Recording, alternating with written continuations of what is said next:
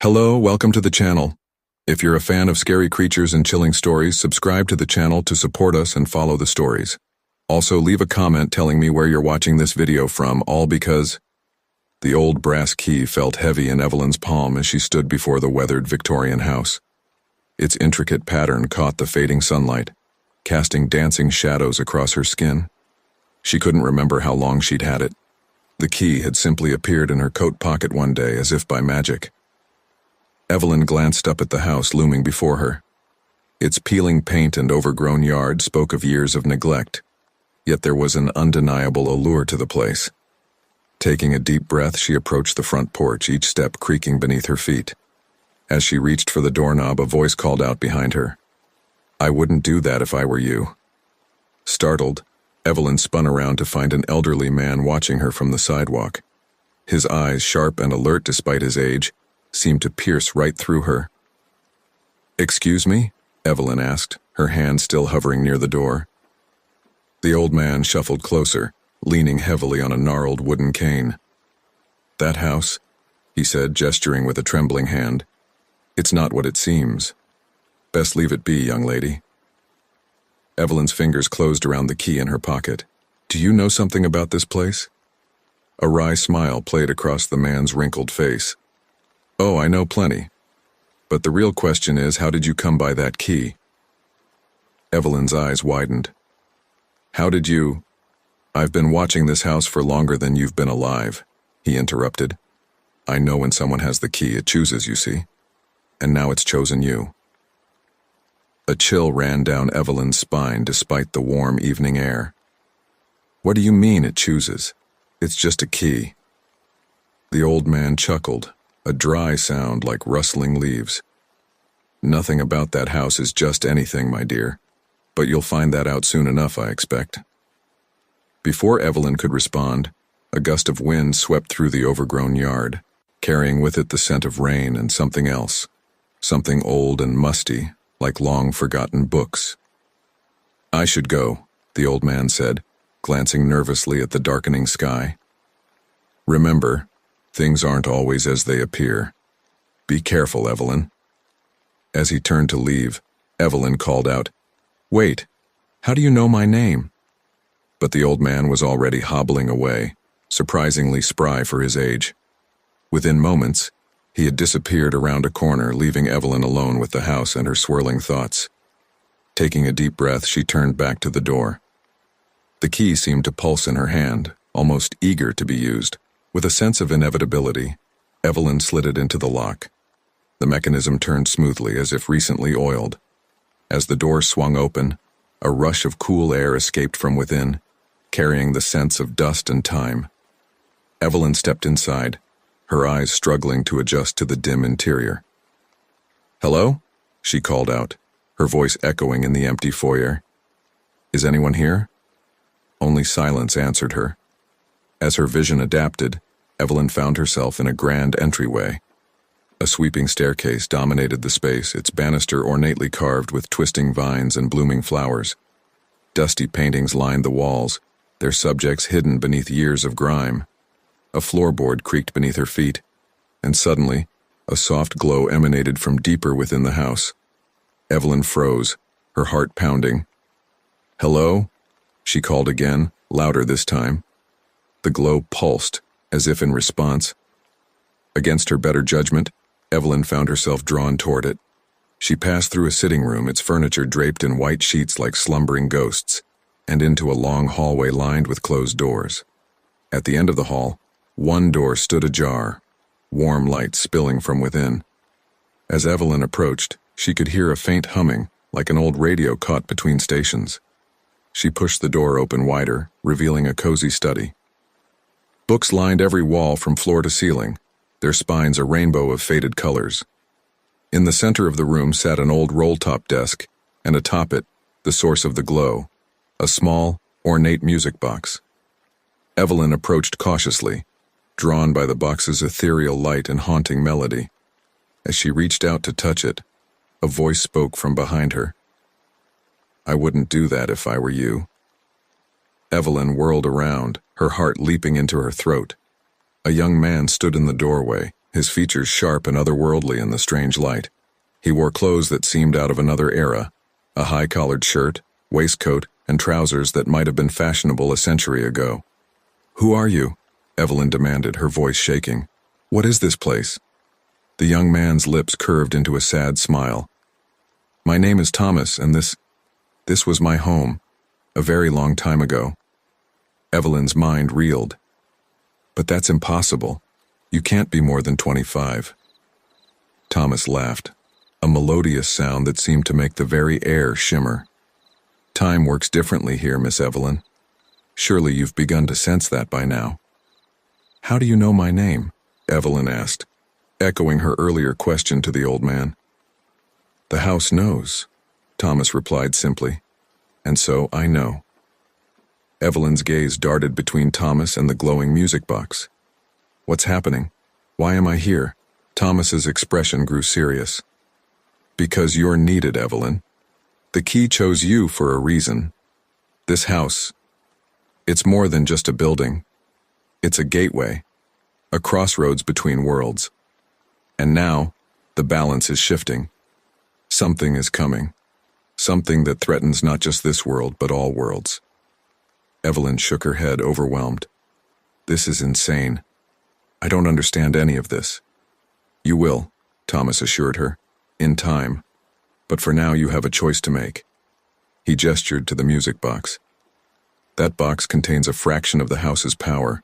If you open it, you'll be accepting your role in what's to come. There's no going back after that." "And if I don't?" Evelyn asked, her voice barely a whisper. Thomas's eyes seemed to darken. "Then you walk away, return to your life and forget all about this place. But know that in doing so, you may be dooming countless lives across countless realities."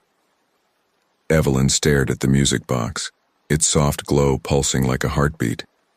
She thought of the key in her pocket, of the old man's warnings, of the impossible young man standing before her.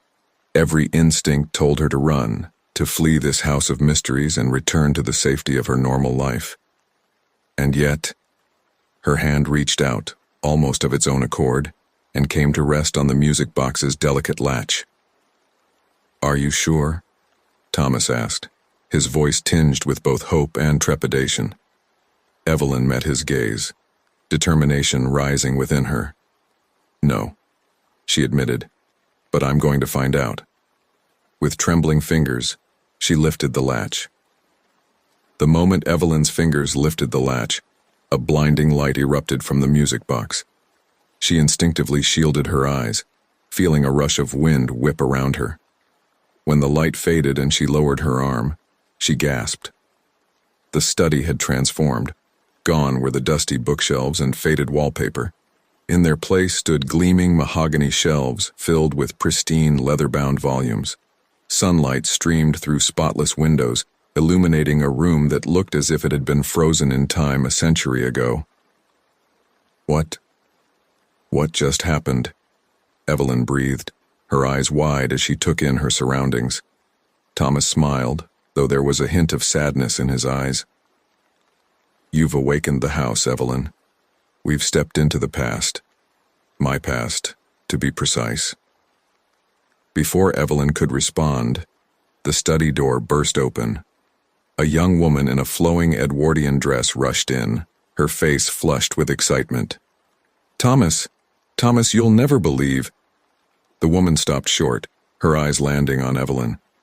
"Oh, I didn't realize we had a visitor." Thomas cleared his throat. "Evelyn, allow me to introduce my sister, Margaret. Margaret, this is Evelyn.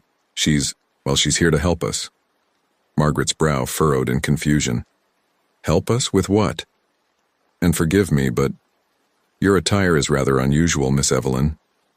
Evelyn glanced down at her jeans and sweater, suddenly feeling out of place in this bygone era. It's complicated," she managed. Thomas stepped in smoothly. "Margaret, dear, why don't you tell me what has you so excited?" His sister's eyes lit up once more. "Oh yes, Father's just received word. The expedition team has found it. The Chrono Stone. They're bringing it back as we speak." Thomas's face paled. Already? But that's too soon. We're not ready. Margaret laughed, oblivious to her brother's distress. Oh, don't be such a worrier, Thomas. This is a momentous occasion. Just think of the possibilities. As Margaret continued to chatter excitedly, Evelyn leaned closer to Thomas. What's the Chronos Stone? She whispered. The reason you're here, he murmured back, and the source of all our troubles. Suddenly, a deep rumbling shook the house. Books tumbled from shelves, and a crack spider-webbed across one of the windows. Margaret stumbled, catching herself on the edge of the desk. What was that? An earthquake? Thomas grabbed Evelyn's arm. We need to go. Now. Go where? Evelyn asked, struggling to keep her balance as the shaking intensified. To when it all began, Thomas replied cryptically. He turned to his sister. Margaret, find father. Tell him it's happening. He'll know what to do. Margaret nodded, fear replacing her earlier excitement. She rushed from the room without another word. Thomas pulled Evelyn toward the music box, which had begun to glow once more. Place your hand on it, he instructed. Wait, Evelyn protested. What's happening? Where are we going? Thomas's eyes met hers, filled with a mixture of determination and regret. To the day everything changed. The day the Chronos Stone arrived and tore reality apart. Before Evelyn could object further, Thomas placed his hand atop hers on the music box. The world around them blurred and twisted, colors bleeding into one another like watercolors in the rain. When everything settled, they found themselves standing in the grand foyer of the house. But it was different now, fuller, more alive. Gas lamps flickered on the walls and the air hummed with excited voices. A crowd had gathered around a man standing on the sweeping staircase. He held aloft a strange glowing object, a stone that seemed to shift and change, even as Evelyn watched it. Behold, the man proclaimed, the Chronos Stone. With this, we shall unlock the very secrets of time itself. The crowd cheered, but Thomas's grip on Evelyn's arm tightened. We have to stop him, he whispered urgently. Stop him how? Evelyn hissed back. And why? What's so dangerous about that stone? Thomas's eyes never left the glowing object. It's not meant for our world. Using it here, it's like trying to fit a square peg in a round hole. Reality itself will warp and break to accommodate it. As if to punctuate his words, another tremor shook the house. This time, Evelyn noticed strange ripples in the air, like heat waves on a summer day. The man on the stairs, Thomas's father, Evelyn assumed, seemed oblivious to the danger. He continued his speech, holding the stone higher. Today marks the dawn of a new age. We shall no longer be bound by the linear flow of time. Past, present, future, all will be ours to explore and shape as we see fit. More cheers erupted, but they were cut short as a deafening crack split the air. A fissure opened in the middle of the foyer, glowing with an otherworldly light. Panic erupted. People screamed and rushed for the exits, but many found their paths blocked by more tears in reality, each one spilling impossible vistas of other times and places. We have to get the stone, Thomas shouted over the chaos. He began pushing his way through the terrified crowd, dragging Evelyn along with him. They fought their way to the stairs where Thomas's father stood frozen in shock, the Chronos Stone still clutched in his hand. Father, Thomas called out, you have to let it go. It's destroying everything. The older man's eyes focused on his son. Thomas, but how are you here? You're upstairs with Margaret. There's no time to explain, Thomas insisted. Please, Father, trust me. We need to return the stone to where it came from. For a long moment, Thomas's father hesitated. Then, slowly, he extended his hand, offering the Chronos Stone to his son. As Thomas reached for it, another violent tremor shook the house. Evelyn lost her footing, tumbling backwards down the stairs. She cried out, certain she was about to be swallowed by one of the growing fissures in reality. Instead, she felt a hand grasp her wrist. She looked up to see the old man from earlier, the one who had warned her outside the house. Careful now, he said, his eyes twinkling with a familiar light. Can't have you falling out of time just yet. There's still work to be done. As he pulled her to her feet, Evelyn's mind reeled. You're Thomas, aren't you? But how? The old man, Thomas, smiled enigmatically. Time isn't always a straight line, my dear. Sometimes it loops back on itself. Before Evelyn could process this revelation, a blinding flash lit up the foyer. She turned to see the younger Thomas, Chronos stone in hand, being enveloped by a sphere of pulsing energy. What's happening to him? She cried out. The older Thomas's expression turned grim. He's taking the stone back to where it belongs. But the journey, it comes at a great cost. As they watched, the younger Thomas and the Chronos stone vanished in a final burst of light. The fissures in reality began to close, the tremors subsiding. Evelyn turned to the older Thomas, her head spinning with questions. What happens now? Is it over? Thomas shook his head slowly. No, my dear Evelyn. I'm afraid this is only the beginning. As the chaos in the foyer settled, Evelyn found herself standing amidst the wreckage of a shattered reality. Broken furniture and shards of mirror littered the floor, reflecting fractured images of a world forever changed. The older Thomas, a man out of time, stood beside her, his weathered face etched with the weight of countless years. What did you mean, this is only the beginning? Evelyn asked, her voice barely above a whisper. Thomas sighed, leaning heavily on his cane. The Chronos stone may be gone, but its effects linger. Time itself has been wounded, and like any wound, it needs to heal. A commotion near the front door drew their attention. Thomas's father was arguing with several men in official-looking uniforms. You can't just barge in here, he protested. This is a private residence. One of the men, sporting an impressive mustache and an air of authority, stepped forward. Mr. Blackwood, we have reports of strange occurrences at this location. As representatives of the newly formed Temporal Investigations Bureau, it is our duty to— Temporal Investigations Bureau? Evelyn interrupted, turning to Thomas. That doesn't sound like something from your time. The old man's eyes twinkled with a mixture of amusement and concern. It's not. You see, Evelyn, the effects of the Chronos stone are spreading. History is being rewritten even as we speak. As if to underscore his point, the scene before them flickered like a faulty film reel. For a moment, the men's uniforms changed, becoming more modern, then reverting back to their original state. Thomas gripped Evelyn's arm. We need to move. It's not safe to linger here. They slipped away unnoticed, making their way up the grand staircase. As they reached the second floor, Evelyn gasped.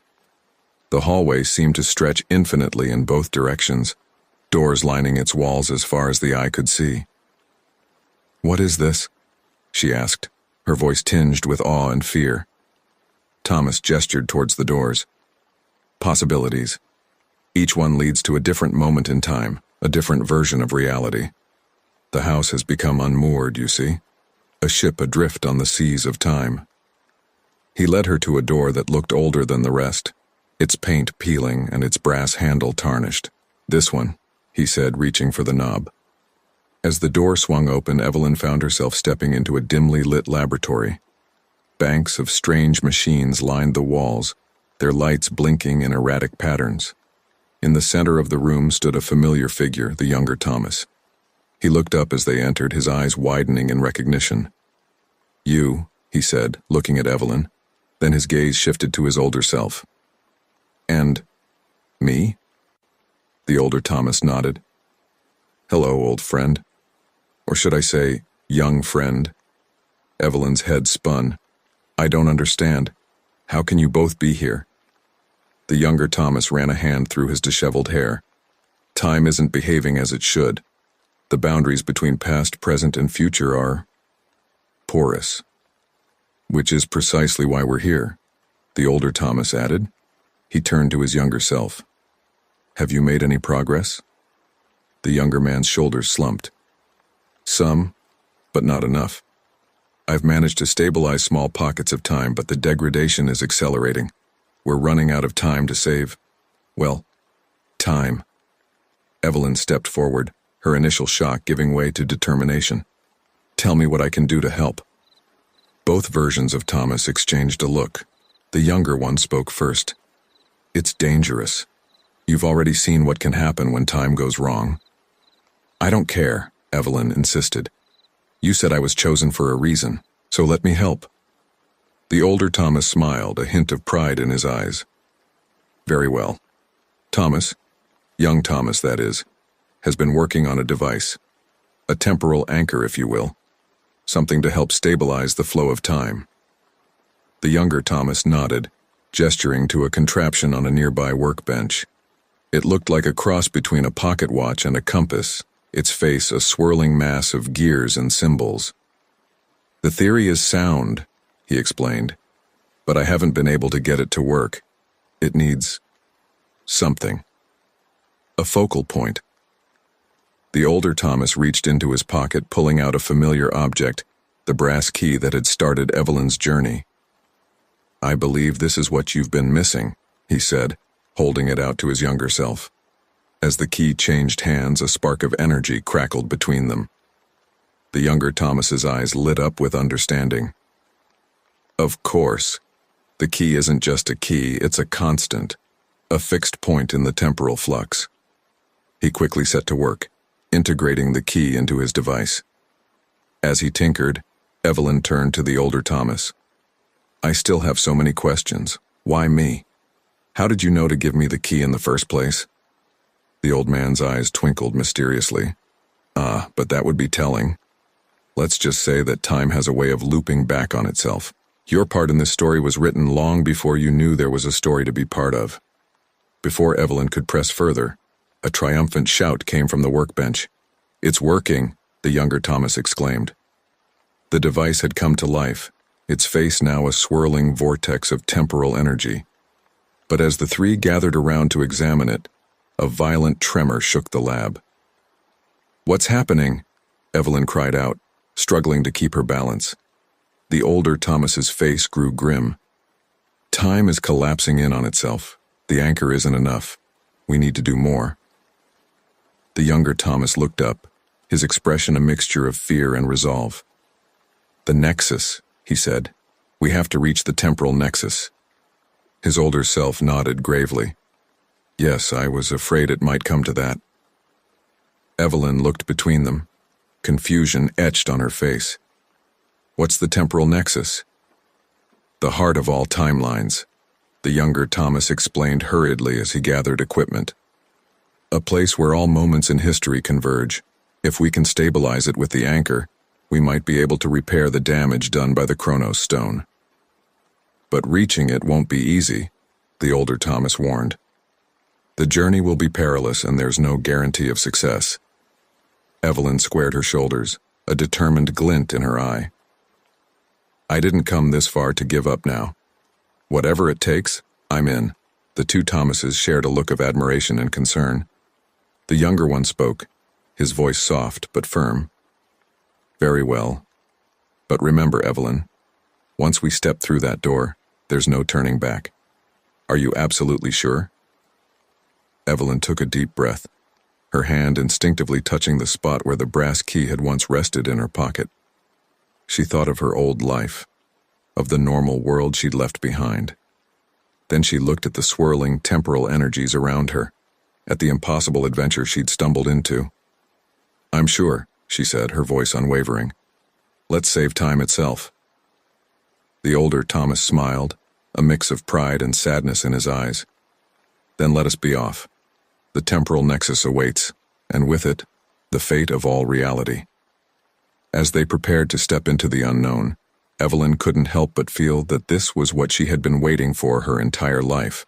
A purpose, a grand adventure, a chance to make a difference on a cosmic scale. Whatever challenges lay ahead, she was ready to face them. Little did she know, the true test of her courage and resolve was only just beginning.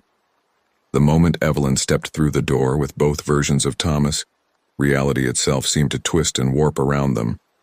Colors bled into one another, and the very air shimmered with an otherworldly energy. When the disorientation passed, Evelyn found herself in a place that defied description. They stood at the entrance of what appeared to be an enormous, ever-shifting labyrinth. Its walls were composed of swirling mists that occasionally solidified into glimpses of different time periods. A bustling 1920s speakeasy here, a futuristic cityscape there, and countless other visions flickering in and out of existence. "Welcome to the outskirts of the temporal nexus," the older Thomas said, his voice hushed with reverence and trepidation. Evelyn's eyes widened as she took in the impossible sight before her. "It's incredible. But how do we navigate this?" The younger Thomas held up the temporal anchor device, which was now pulsing with a soft, rhythmic light. "This should guide us. The closer we get to the nexus, the stronger its pull will be." As they began their journey into the labyrinth, Evelyn noticed that the ground beneath their feet was constantly changing. One moment they were walking on cobblestones, the next on futuristic metal alloys, and then on primordial earth. "Stay close," the older Thomas warned. "It's easy to get lost here, in more ways than one." They hadn't gone far when they encountered their first obstacle. The path ahead split into three, each leading to a different scene frozen in time. The leftmost path showed a battlefield, the air thick with smoke and the sound of distant explosions. The middle path revealed a tranquil forest glade, sunlight filtering through ancient trees. The right path displayed a sterile white corridor that seemed to belong to some sort of advanced facility. "Which way?" Evelyn asked, looking to both Thomases for guidance. The younger Thomas consulted the anchor. "The pull is equal in all directions. We'll have to choose based on instinct, I suppose." Evelyn felt drawn to the forest path. Something about its serenity called to her. "What about the middle one?" The older Thomas nodded approvingly. "Trust your intuition, Evelyn. In this place it may be our most reliable guide." As they stepped onto the forest path, the scene came to life around them. Birds chirped overhead, and a warm breeze carried the scent of pine and wildflowers. For a moment, it was easy to forget the gravity of their mission. But the peace was short-lived. As they ventured deeper into the forest, the trees began to twist and change, their bark taking on a metallic sheen. The bird song was replaced by mechanical whirs and beeps. "The timelines are bleeding into each other," the younger Thomas observed, his brow furrowed with concern. Suddenly, a figure stepped out from behind a half-organic, half-mechanical tree. Evelyn gasped. It was herself, but not quite. This version of Evelyn wore sleek, futuristic clothing and had an assortment of cybernetic implants visible on her skin. The cyber Evelyn regarded them with cool detachment. "Temporal anomalies detected. State your origin point and intended destination." Evelyn looked to the Thomases, unsure how to respond. The older Thomas stepped forward, his voice calm but authoritative. "We are travelers on a mission to stabilize the temporal nexus. We mean no harm to this or any other timeline." The cyber Evelyn's eyes narrowed. "The nexus is off limits to unauthorized personnel. You will be escorted to the nearest chronological correction facility for processing." As she spoke, more figures emerged from the strange forest, all alternate versions of Evelyn and Thomas from various timelines. Some looked nearly identical to their counterparts, while others were drastically different. The younger Thomas gripped the temporal anchor tightly. "We don't have time for this. Evelyn, when I say run, run." Before Cyber Evelyn could react, Thomas activated the anchor. A pulse of energy rippled outward, momentarily freezing the alternate versions in place. "Run!" Thomas shouted. Evelyn didn't need to be told twice. She sprinted through the forest of anachronisms, ducking under low-hanging circuitry-infused branches and leaping over roots that pulsed with bioluminescent light. As they ran, the landscape continued to shift around them. The forest gave way to a sprawling cityscape, then to a vast desert, then to the interior of a massive spacecraft. Through it all, they could hear the sounds of pursuit behind them. "There!" the older Thomas called out, pointing ahead. A shimmering portal had appeared in the fabric of reality, its edges flickering with temporal energy. Without hesitation, they dove through it. They tumbled onto hard, cold stone. As Evelyn caught her breath and looked around, she realized they were in some sort of ancient temple. Torches flickered on the walls, illuminating weathered hieroglyphs that seemed to move when viewed from the corner of the eye. "Where are we now?" Evelyn asked, her voice echoing in the cavernous space. The younger Thomas consulted the anchor. "Closer to the Nexus, but not there yet. This place, it feels like a nexus point of its own, a place where multiple timelines converge." As if in response to his words, shadowy figures began to materialize around them. Unlike the alternate versions they'd encountered before, these beings seemed more ephemeral. Their forms shifted constantly, as if they couldn't decide which time period they belonged to. One of the figures stepped forward, its voice a chorus of whispers. "Why do you seek the Nexus, mortals? Do you not know the danger it poses?" The older Thomas stood tall, facing the spectral being. "We seek to repair the damage done to the fabric of time. The Chronos Stone." "The Chronos Stone," the beings hissed in unison, their forms flickering more violently. "That accursed object should never have left this realm." Evelyn felt a chill run down her spine.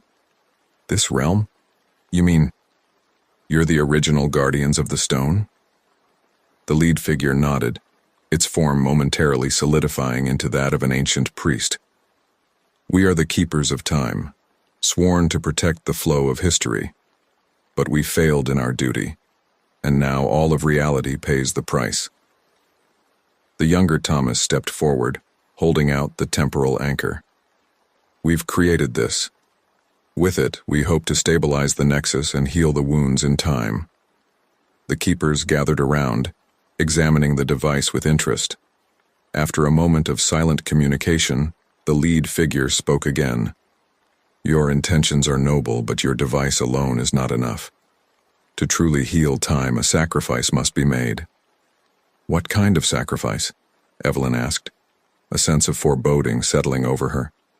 The keeper turned its ethereal gaze upon her. "A life freely given. A fixed point in time to anchor all others.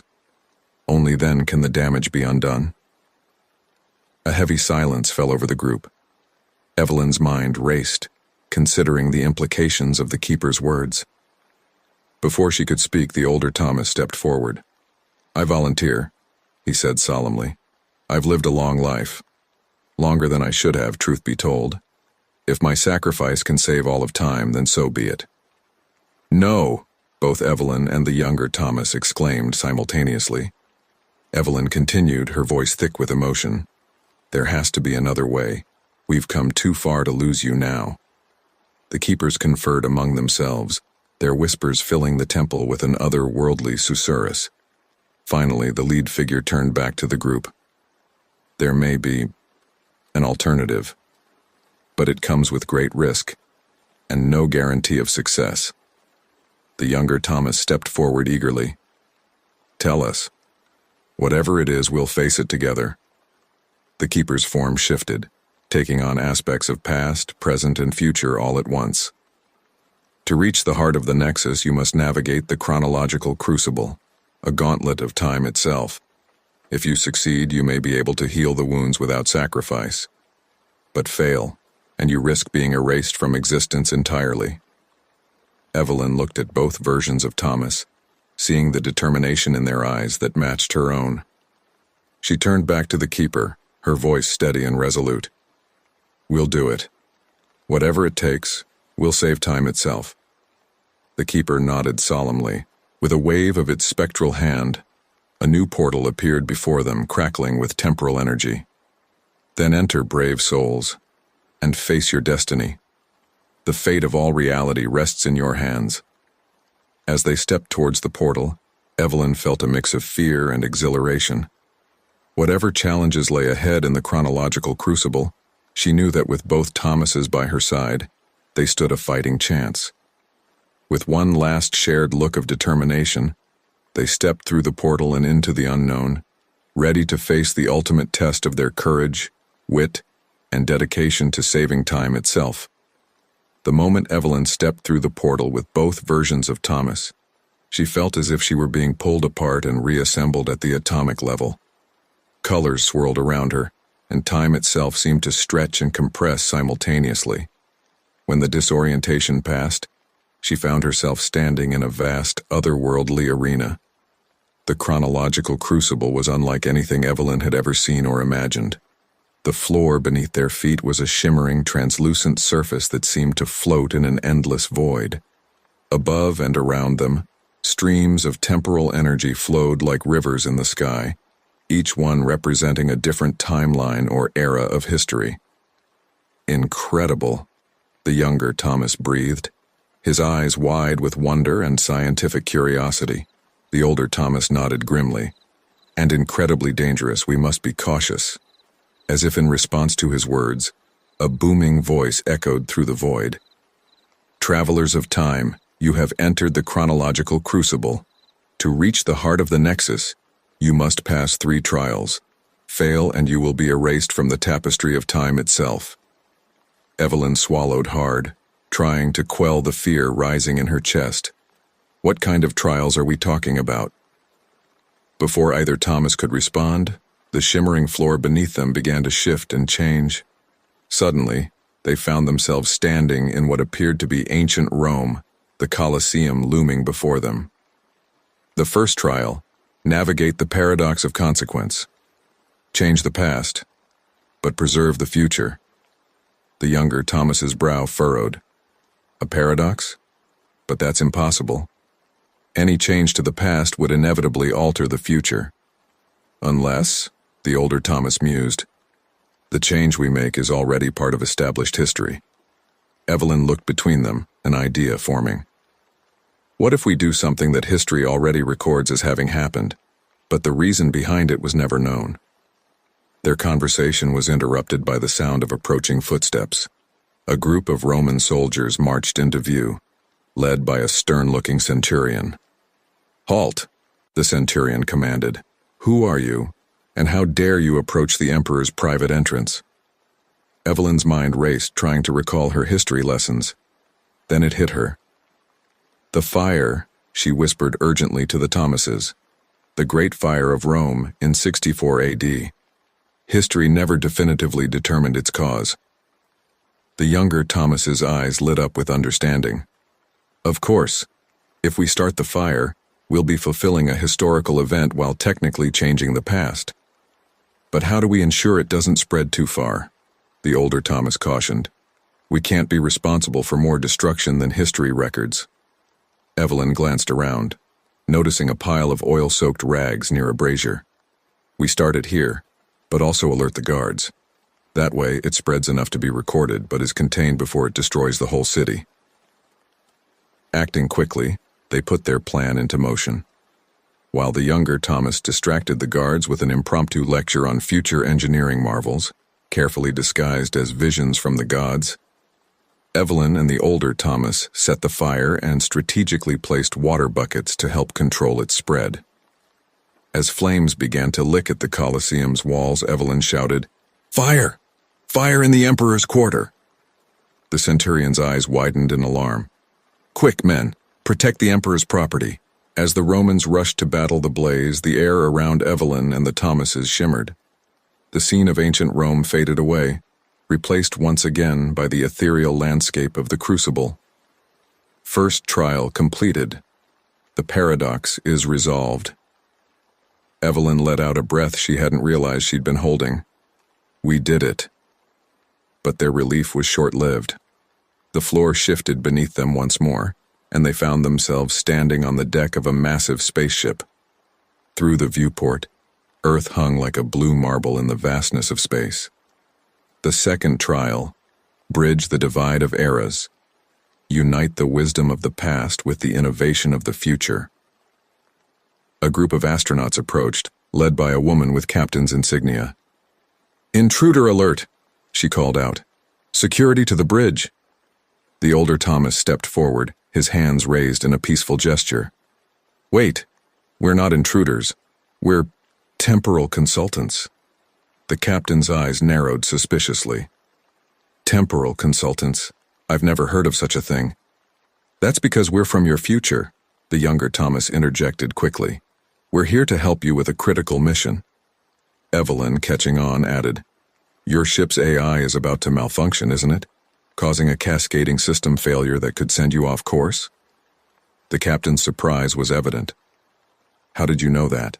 We just detected the first signs of anomalous behavior in the main computer. Because in our time this incident is history, Evelyn explained. But we're here to help you solve it using a combination of future knowledge and ancient wisdom. The older Thomas nodded, catching Evelyn's drift. You see, sometimes the most advanced problems require the simplest solutions. In this case, the wisdom of the past might be exactly what you need. Over the next intense hour, they worked with the ship's crew to resolve the AI crisis. The younger Thomas used his knowledge of future technology to isolate the problem, while the older Thomas drew upon ancient philosophical concepts to create an ethical framework that the AI could understand and integrate. Evelyn, bridging the gap between past and future, helped translate these ideas into practical solutions that the current era astronauts could implement. As the ship's systems stabilized and the crisis passed, the captain shook their hands in gratitude. I don't fully understand how you did it, but you've saved our mission and our lives. Thank you. Once again, the scene shimmered and faded, returning them to the Crucible's ethereal landscape. Second trial completed. The eras are bridged. The older Thomas smiled warmly at Evelyn. Well done. Your quick thinking and ability to synthesize ideas across time periods was crucial. Before Evelyn could respond, the voice boomed out once more. Final trial. Face the tempest of timelines. Find your true path amidst the chaos of infinite possibilities. Suddenly, the world around them exploded into a maelstrom of temporal energy. Countless versions of themselves from different timelines appeared and disappeared in rapid succession. Evelyn saw herself as a renowned scientist, a struggling artist, a world leader, and a humble farmer. Each life, a path she could have taken. What's happening? She cried out, struggling to maintain her sense of self amidst the onslaught of possibilities. The younger Thomas gripped the temporal anchor tightly. It's showing us every potential timeline. We need to find our way back to our original path. But how? Evelyn shouted over the cacophony of 1,000 lives lived and unlived. How do we know which is the right one? The older Thomas's voice cut through the chaos. Remember who you are, Evelyn. Remember why we're here. Our choices, our experiences, they've shaped us for this moment. Evelyn closed her eyes, focusing on her journey from the moment she found the key to now. She thought of the house, of both Thomases, of their mission to save time itself. When she opened her eyes, she saw a single golden thread of temporal energy amidst the storm. There, she pointed. That's our timeline. Together, they pushed through the tempest of possibilities, grasping onto their true path. As their hands touched the golden thread, the chaos around them suddenly ceased. They stood once again in the calm center of the Crucible, but now a new portal had appeared before them, one that pulsed with the pure energy of the temporal nexus itself. Final trial completed. You have proven yourselves worthy. The heart of the Nexus awaits. Evelyn looked at both versions of Thomas, seeing the same mix of exhaustion, exhilaration, and determination that she felt. We did it, she said softly. We made it through the Crucible. The younger Thomas nodded, holding up the temporal anchor, which now glowed with an intense, steady light. And now we face our greatest challenge yet. Whatever happens, the older Thomas said, placing a hand on each of their shoulders. I'm proud of both of you. Now, let's go save time itself. With a shared nod of resolve, they stepped through the portal and into the heart of the temporal nexus, ready to face whatever challenges lay ahead in their quest to heal the wounds of time and save all of reality. As Evelyn stepped through the portal with both versions of Thomas, the world around them seemed to dissolve into pure energy. For a moment she felt as if she were everywhere and everyone at once, experiencing the entirety of time in a single overwhelming instant. When her senses finally recalibrated, Evelyn found herself standing in a vast, circular chamber. The walls, floor, and ceiling were composed of what looked like liquid starlight, constantly shifting and swirling. At the center of the chamber stood a massive, pulsating orb of temporal energy, the heart of the Nexus itself. "It's beautiful," Evelyn breathed, awestruck by the sight. The younger Thomas nodded, his eyes wide with wonder. "And terrifying. All of time and space, connected to this single point."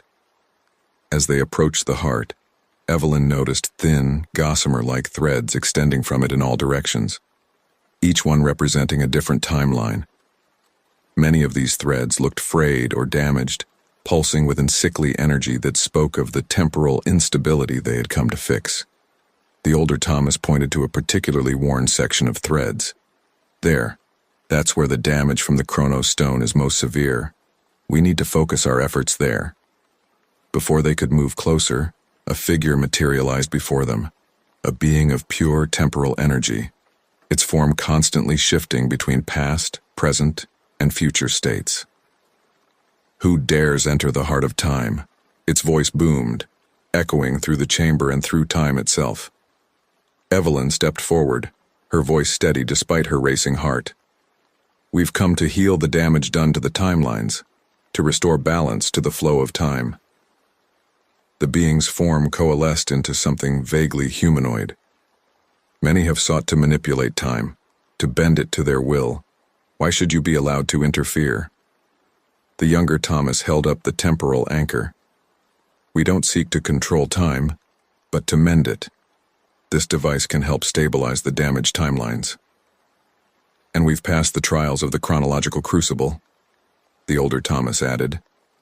"We've proven our dedication to preserving the integrity of time."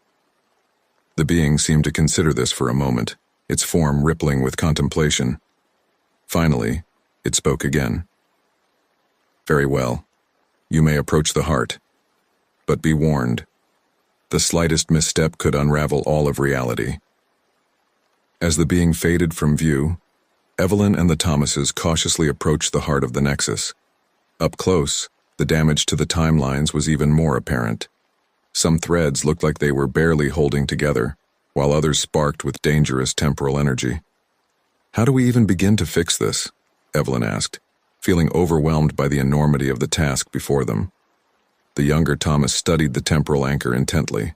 "We need to integrate the anchor into the heart somehow. Its stabilizing properties should help repair the damage. But we can't just shove it in there," the older Thomas cautioned. "We need to be precise, target the exact point where the damage originated." Evelyn's brow furrowed in concentration. "The Chronos Stone, when it was first removed from its proper place in time, that's where this all started, right?" Both Thomases nodded in agreement. "So," Evelyn continued, "if we can locate that point in the timeline and use the anchor there, we might be able to create a sort of temporal patch." The younger Thomas's eyes lit up with excitement. "Brilliant. We use the anchor to create a stable point at the origin of the damage, and the heart's own regenerative properties should be able to use that as a foundation to heal the rest of the timelines." They set to work, carefully examining the countless threads of time emanating from the heart. After what felt like hours, though time had little meaning in this place, the older Thomas called out, "Here! I've found it!" Evelyn and the younger Thomas rushed over. Sure enough, there was a timeline that looked more damaged than the others, its energy pulsing erratically. "This is it," the older Thomas confirmed. The moment the Chronos Stone was taken, the younger Thomas held out the temporal anchor. "Ready?" Evelyn placed her hand on the device alongside both Thomases. "Ready." Together they pressed the anchor against the damaged timeline. For a moment, nothing seemed to happen. Then suddenly, a pulse of energy surged through the anchor and into the thread of time. The effect was immediate and dramatic. The erratic pulsing of the timeline steadied, and a wave of stabilizing energy began to spread outward from the point of contact. Other damaged timelines began to mend themselves, drawing strength from the newly stabilized origin point. "It's working," Evelyn exclaimed, watching in awe as the web of time slowly began to heal itself. But their elation was short-lived. As the wave of healing energy spread further, it encountered pockets of resistance, knots in the fabric of time that refused to be smoothed out. "Something's wrong," the younger Thomas said, his voice tight with concern. "There are paradoxes, temporal anomalies that the healing wave can't resolve on its own." The older Thomas's expression grew grim. "We need to manually address these anomalies, quickly, before they undo all our work." They split up, each taking a section of the temporal web. Evelyn found herself face to face with a particularly nasty knot of timelines. As she examined it closely, she realized it represented a major historical event that had been altered by the temporal instability. "The Industrial Revolution never happened in this timeline," she called out to the others. "How do I fix this?" "Find the key turning point," the older Thomas advised, working on his own section.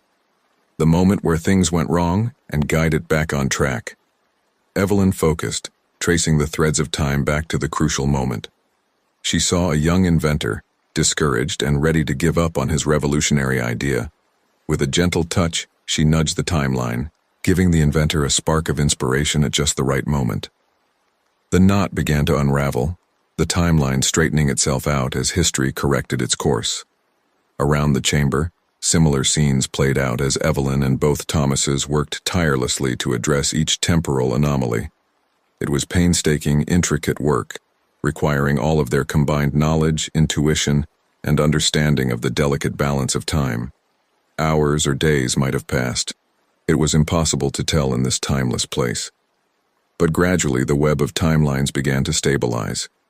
The erratic pulses of temporal energy smoothed out, and the sickly glow of damaged time faded, replaced by a healthy, steady luminescence. As the last anomaly was resolved, a wave of energy pulsed outward from the heart of the nexus. Evelyn felt it wash over her, carrying with it a sense of rightness, of balance restored. "We did it," the younger Thomas said, his voice filled with awe and exhaustion. "We actually did it." The older Thomas nodded, a weary smile on his face. "Time is healing itself. The damage from the Chronos Stone has been undone." Evelyn looked around the chamber, marveling at the now pristine web of timelines. "So what happens now? Do we just go home?" Before either Thomas could respond, the chamber filled with a brilliant light. The being of temporal energy reappeared, its form more stable now, radiating an aura of calm and order. "You have succeeded where many would have failed," it intoned. "The flow of time has been restored, and reality itself owes you a debt of gratitude." "We only did what needed to be done," Evelyn said humbly. The being's form shimmered with what might have been amusement. "Perhaps. But your actions have proven you worthy of a great responsibility. The timelines will always need guardians, those who can maintain the delicate balance of past, present, and future." The younger Thomas's eyes widened in realization. "Are you offering us a job?" "More than a job," the being replied. "A calling, a purpose, the chance to safeguard the very fabric of reality itself." Evelyn looked at both versions of Thomas, seeing the same mix of excitement and trepidation that she felt. This wasn't at all how she had expected her adventure to end, or perhaps to truly begin. "Before we decide," the older Thomas said cautiously, "what about our original timelines, the people we left behind?" The being's form rippled thoughtfully. "Time has been rewritten. Your absence will be accounted for, your affairs set in order. But the choice must be yours. Will you accept this responsibility, or return to your former lives?" Evelyn took a deep breath, feeling the weight of the decision before them. As she looked out at the vast web of time spreading in all directions, she knew in her heart what her answer would be. "I'm in," she said firmly. "Whatever it takes to protect time itself, I'm ready." Both Thomases nodded in agreement, their expressions resolute. The being's form glowed with approval. Then let it be so. Welcome, guardians of time, to your new destiny. And as a new wave of temporal energy washed over them, Evelyn felt herself changing, evolving. Knowledge of time and space flooded her mind, and she sensed new abilities awakening within her. She looked at her companions, no longer just two versions of Thomas, but fellow guardians, united in their sacred duty to protect the flow of time. Together, they stepped forward into their new role, ready to face whatever challenges the vast expanse of time might bring. For Evelyn, it was not an ending, but a beginning. The start of an adventure beyond anything she could have imagined when she first picked up that mysterious brass key. The heart of the Nexus pulsed steadily behind them, a constant reminder of the delicate balance they now swore to maintain. And as they set out on their first mission as Guardians of Time, Evelyn couldn't help but smile, wondering what incredible wonders and challenges awaited them in the infinite tapestry of history yet to be woven. Evelyn stood at the edge of time itself, her newly acquired abilities allowing her to perceive the intricate web of timelines stretching out before her. It had been what felt like both an eternity and a mere moment since she and the two versions of Thomas had accepted their roles as Guardians of Time. The heart of the Nexus pulsed behind them, a constant reminder of their sacred duty. "I still can't believe this is real," Evelyn murmured, her eyes tracing the golden threads of time. The younger Thomas, now appearing more ethereal than human, nodded in agreement. "It's overwhelming, isn't it? To see the entirety of history laid out before us." The older Thomas, his form shimmering with temporal energy, pointed to a cluster of timelines that seemed to be vibrating discordantly. "We have our first mission, it seems. There's a disturbance in the early 21st century." As they focused their attention on the troubled timelines, a vision materialized before them. They saw a bustling city, cars zipping by on crowded streets, people hurrying along sidewalks with their eyes glued to smartphones. But something was off. There was a shimmer in the air, barely perceptible to ordinary humans, but glaringly obvious to the Guardians' enhanced senses. "A temporal anomaly," the younger Thomas observed. "But what's causing it?" Evelyn concentrated, allowing her newfound abilities to analyze the disturbance. It's like there's a tear in the fabric of time, small, but growing. If we don't stop it, it could cause significant damage to the timeline. The older Thomas nodded gravely. "We need to go there, find the source of the anomaly and seal it before it's too late." With a shared nod of understanding, the three Guardians stepped into the shimmering portal that materialized before them. In an instant, they were transported to the heart of the bustling city, their forms cloaked from mortal eyes. As they materialized on a crowded street corner, Evelyn gasped. The temporal disturbance was even more apparent up close. Ripples of energy pulsed through the air, causing brief glitches in reality. A car flickering between different models, a pedestrian's clothes changing styles in the blink of an eye. "We need to find the epicenter," the younger Thomas said, his eyes scanning the area. "The source of the tear." They moved through the city, following the trail of temporal distortions. As they walked, Evelyn noticed something strange. "Look," she said, pointing to a group of people frozen in mid-step. "Time is starting to break down. We don't have long." Finally, they arrived at a small, unassuming apartment building. The air around it shimmered and warped, reality itself seeming to bend. "In there," the older Thomas said. "Whatever's causing this, it's inside." They phased through the walls, their guardian forms allowing them to move unseen. In a cluttered living room, they found the source of the disturbance. A young man hunched over a makeshift device, his eyes wild with a mixture of excitement and fear. "I've done it," he muttered to himself. "I've cracked the code of time travel." Evelyn exchanged alarmed glances with both Thomases. This wasn't just a random anomaly. It was a deliberate attempt to manipulate time. The younger Thomas stepped forward, making himself visible to the man. "Stop. You don't know what you're doing." The man jumped, nearly dropping his device. Who are you?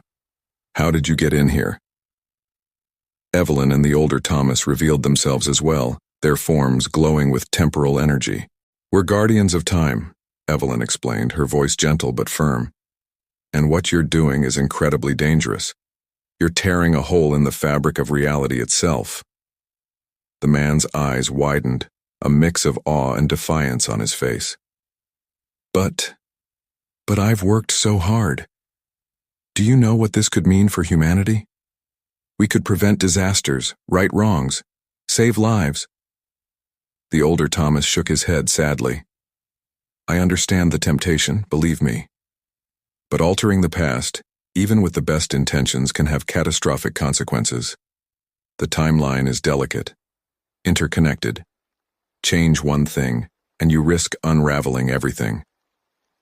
But I can't just give up, the man protested, clutching his device. This is my life's work. Evelyn stepped closer, her expression compassionate. What's your name? David, the man replied, still wary but seeming to calm slightly. David, Evelyn said gently, I know you want to make the world better, but this isn't the way. The risk is too great. As they talked, the younger Thomas examined the time travel device. Incredible, he murmured. Flawed but ingenious. In another timeline, you might have been a brilliant temporal physicist. David's resolve seemed to waver. You really think so? The older Thomas nodded. Your understanding of temporal mechanics is remarkable, especially for someone working alone in this era. But that's precisely why it's so dangerous. You're pushing boundaries that aren't meant to be pushed, not without proper safeguards. Evelyn could see the conflict in David's eyes. We can't let you keep the device, she said softly. But your brilliance, your desire to help humanity, those don't have to go to waste. An idea struck her, and she glanced at both Thomases, who nodded in understanding. David, Evelyn continued, what if we could offer you a chance to use your skills, to truly make a difference without risking the collapse of reality? David looked up, curiosity piqued. What do you mean? The younger Thomas smiled. We're always in need of bright minds to help monitor and protect the timelines. It's a big responsibility, but for someone with your talents. You mean, join you? David asked, his eyes wide with disbelief. The older Thomas nodded. As an auxiliary guardian, you'd need training, of course, but your insights could be invaluable. David looked down at his device, then back at the guardians. Slowly, he extended the machine towards them. I never wanted to hurt anyone. I just wanted to help. Evelyn took the device gently. We know, and now you have a chance to help on a scale you never imagined.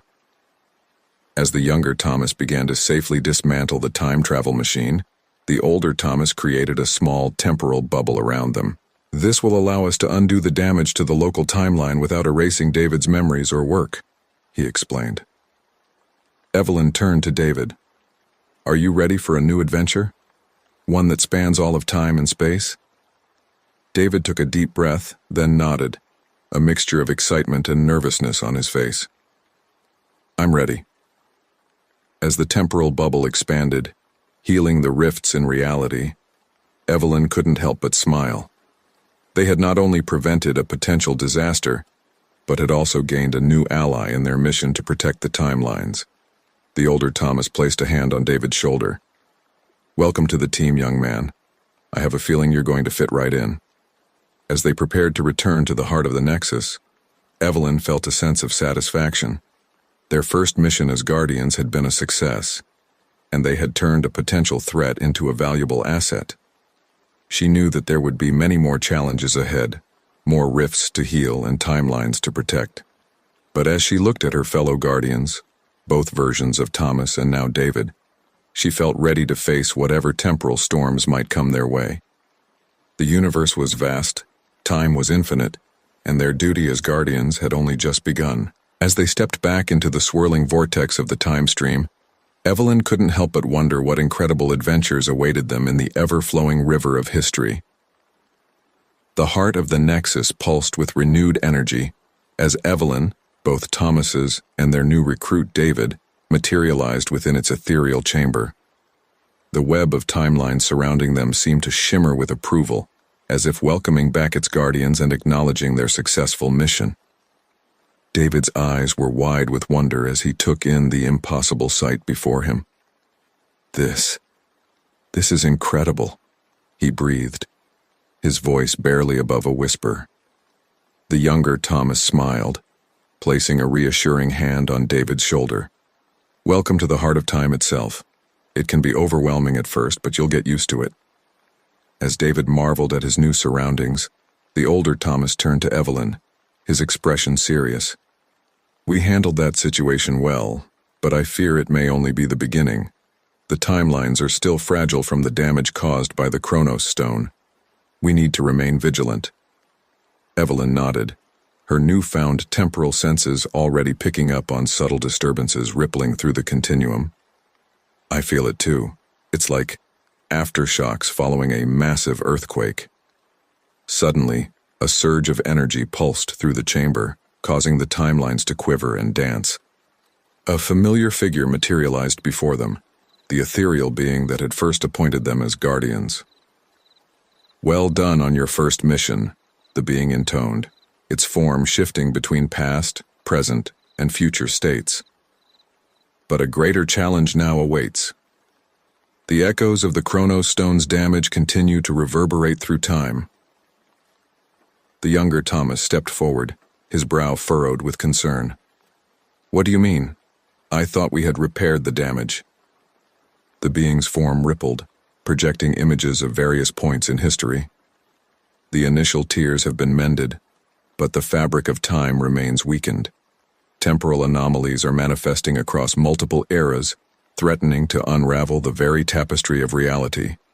Evelyn watched as the projected images showed glimpses of different time periods, ancient civilizations, medieval kingdoms, modern cities, and futuristic landscapes. In each scene, she could perceive subtle distortions, reality itself seeming to warp and buckle. What can we do? She asked, feeling the weight of their responsibility more acutely than ever. The being's form coalesced into a more defined shape, its voice resonating with urgency. You must undertake a journey through time itself. Visit the focal points where the anomalies are strongest and stabilize them. Only by reinforcing these crucial moments can the integrity of the timeline be preserved. David, who had been listening intently, spoke up. But how do we stabilize these anomalies? What exactly are we looking for? The older Thomas turned to him, a hint of pride in his eyes at the young man's quick grasp of the situation. Good question. Each anomaly will likely manifest differently depending on the era and the nature of the temporal disturbance. Precisely, the ethereal being confirmed. You must use your combined knowledge, skills, and newfound temporal abilities to identify and neutralize each threat. The fate of all reality rests on your success. With those ominous words, the being faded from view, leaving the guardians to contemplate their monumental task. Evelyn took a deep breath, centering herself. All right, let's approach this systematically. We need to identify the most critical focal points and prioritize our interventions. The younger Thomas nodded, already scanning the web of timelines. I'm detecting significant disturbances in 4 key eras: ancient Egypt during the construction of the Great Pyramid, Renaissance Italy at the height of Leonardo da Vinci's career, the Industrial Revolution in England, and, interesting, a point about 50 years in our future. 4 of us, 4 focal points, the older Thomas mused. We'll need to split up to cover more ground, or rather, more time. David's eyes widened. Split up? But I've barely begun to understand all of this. How can I possibly handle a temporal crisis on my own? Evelyn placed a comforting hand on his arm. You won't be alone. We'll be connected through the temporal field. If you need help, we'll be there in an instant. The younger Thomas approached a control panel that had materialized near the heart of the Nexus. I can program temporal anchors for each of us. They'll allow us to maintain our connection to this point in time and to each other. no matter how far we travel in the time stream. As he worked, the older Thomas turned to the group, his expression grave. We need to be extremely careful. Any change we make, no matter how small, could have far-reaching consequences. Our goal is to stabilize the anomalies without altering the course of history. Evelyn nodded, feeling a mix of excitement and trepidation. So, who's going where? After a brief discussion, they decided Evelyn would travel to ancient Egypt, the younger Thomas to Renaissance Italy, the older Thomas to the Industrial Revolution, and David, with his knowledge of modern and near-future technology, would handle the focal point in the future. As they prepared for their temporal journeys, Evelyn couldn't help but feel a sense of awe at the task before them. They were about to embark on a mission that spanned millennia, with the fate of all reality hanging in the balance. Remember, the older Thomas said as they gathered around the temporal portal, our primary objective is to stabilize the anomalies. Avoid interacting with historical figures or events as much as possible. We're observers and protectors, not participants. The younger Thomas handed each of them a small glowing device. These are your temporal anchors. They'll keep you tethered to the heart of the Nexus and allow you to communicate with the rest of us. If you encounter any situation you can't handle, don't hesitate to call for backup. David took his anchor with shaking hands, still looking overwhelmed but determined. I won't let you down, he said, his voice steadier than Evelyn expected. Evelyn smiled at him encouragingly. You've got this, David. Trust your instincts and remember your training. As the temporal portal hummed to life, creating 4 distinct gateways to different points in history, Evelyn felt a surge of resolve. This was what they had been chosen for, what all their trials and challenges had prepared them for. Good luck, everyone, she said, looking at each of her fellow guardians in turn. Let's go save reality. With shared nods of determination, they stepped through their respective portals. Evelyn felt the familiar rush of temporal energy envelop her as she was hurtled back through time, the sands of ancient Egypt beckoning. As the group dispersed across the vast expanse of history, the heart of the Nexus pulsed steadily, a silent sentinel watching over its guardians. The mission to save time itself had begun, and the fate of all reality now rested in their hands. Little did they know, the challenges awaiting them in their respective time periods would test not only their newfound abilities, but also their understanding of history, humanity, and the very nature of time itself. The echoes of eternity were calling, and the guardians of time were answering, ready to face whatever temporal storms lay ahead. The scorching sun beat down on Evelyn as she materialized amid the bustling construction site of the Great Pyramid of Giza. The air was thick with dust, and the shouts of laborers, the massive limestone blocks being slowly but steadily moved into place. For a moment, Evelyn stood in awe, witnessing firsthand one of the greatest architectural feats of the ancient world. But her wonder was short-lived as her temporal senses tingled, alerting her to the anomaly she had come to address. There was a subtle wrongness in the air, a shimmer that didn't belong in this time. Focus, Evelyn, she muttered to herself. Find the source of the disturbance. As she moved through the construction site, her guardian abilities allowing her to remain unseen by the workers, Evelyn noticed something odd. Some of the laborers seemed to be moving with impossible speed, while others appeared frozen in time. The anomaly was affecting the flow of time itself in localized pockets. Suddenly, her temporal anchor vibrated. The younger Thomas's voice came through clearly, despite the millennia separating them. Evelyn, do you read me? How's the situation in Egypt? I'm here, Thomas, she replied softly.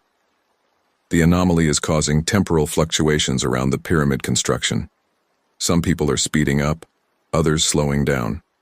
If this continues, the pyramid might never be completed. That would be catastrophic for the timeline, Thomas warned. The Great Pyramid is a crucial historical landmark. Its absence would cause untold changes to history. Evelyn nodded, even though Thomas couldn't see her. I know. I'm trying to locate the source of the... She broke off as she spotted something out of place. Near the base of the partially constructed pyramid, a small metallic object glinted in the sun. It was clearly not of this time period. "I think I've found it," Evelyn reported. "Some kind of device. Definitely not ancient Egyptian technology." As she approached the object, a figure stepped out from behind a large stone block. Evelyn's eyes widened in recognition. "David?" she gasped. "What are you doing here? You're supposed to be in the future." But this wasn't the David she knew. He was older, his face lined with years and his eyes holding a haunted look. "Hello, Evelyn," he said, his voice weary. "I suppose I should have known I'd run into one of you eventually." Evelyn's mind raced. "You're from the future? But how? Why?" David, this older version of him, sighed heavily. "It's a long story. One that spans centuries of failure and regret." He gestured to the device Evelyn had spotted. "That's a temporal stabilizer. I've been placing them at key points in history, trying to reinforce the timeline against collapse." Evelyn frowned, confusion and suspicion warring within her. "But that's what we're doing. Why are you working independently? What happened?" David's expression darkened. "What happened is that we failed, over and over again.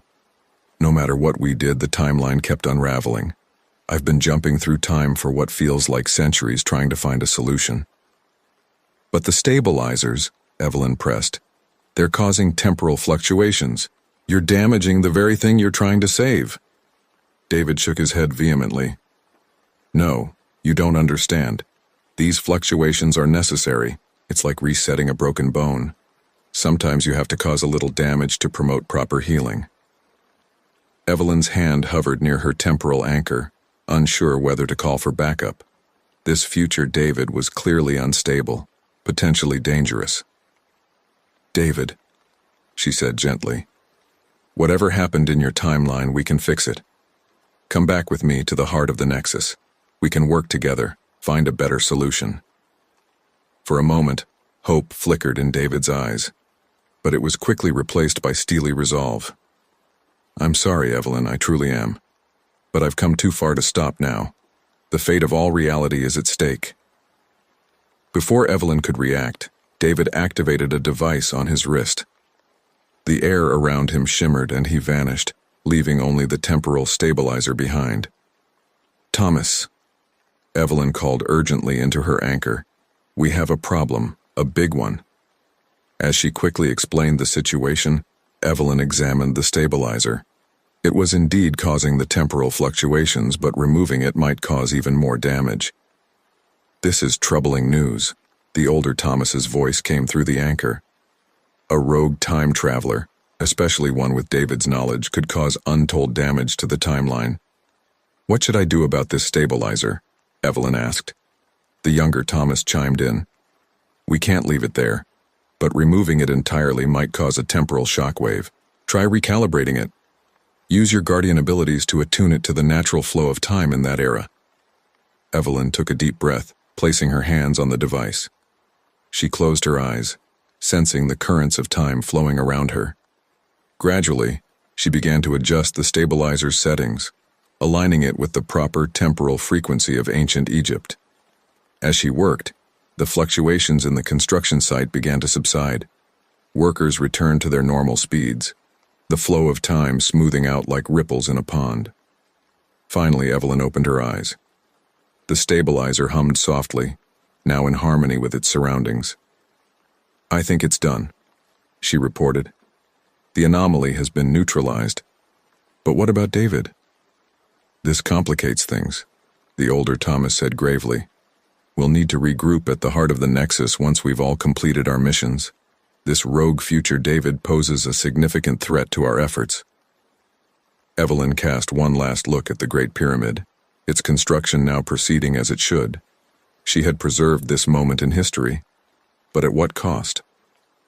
The revelation of David's future self and his misguided attempts to save time weighed heavily on her. "Understood," she said. "I'm ready to return." As Evelyn activated her temporal anchor to return to the heart of the Nexus, she couldn't shake a sense of foreboding. They had embarked on this mission to save time itself, but now it seemed they were in a race against one of their own. The sands of time were slipping through their fingers, and the fate of all reality hung in the balance. With a shimmer of temporal energy, Evelyn vanished from ancient Egypt, leaving behind a stabilized timeline and a host of new questions. The battle to save time was far from over, and its greatest challenge was yet to come. The heart of the Nexus pulsed with an urgent energy as Evelyn materialized within its ethereal chamber.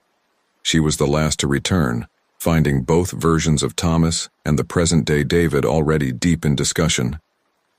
Their faces were etched with concern, reflecting the gravity of the situation they now faced. "Evelyn," the younger Thomas said, relief evident in his voice. "We were beginning to worry. How did things go in ancient Egypt?" Evelyn took a deep breath, her mind still reeling from her encounter with the future David. "The anomaly has been stabilized, but we have a bigger problem on our hands." As she recounted her experience, the others listened intently, their expressions growing more troubled with each word. The present-day David in particular looked shaken by the description of his future self. I become that?" he asked, his voice barely above a whisper. "A rogue time traveler, interfering with history?" The older Thomas placed a comforting hand on David's shoulder. "Remember that future is not set in stone. We have the power to change it." "But how?" Evelyn asked, frustration creeping into her voice. "He's out there right now, placing those temporal stabilizers throughout history. Who knows how much damage he's already done?" The younger Thomas stepped forward, his brow furrowed in thought. "We need to approach this methodically.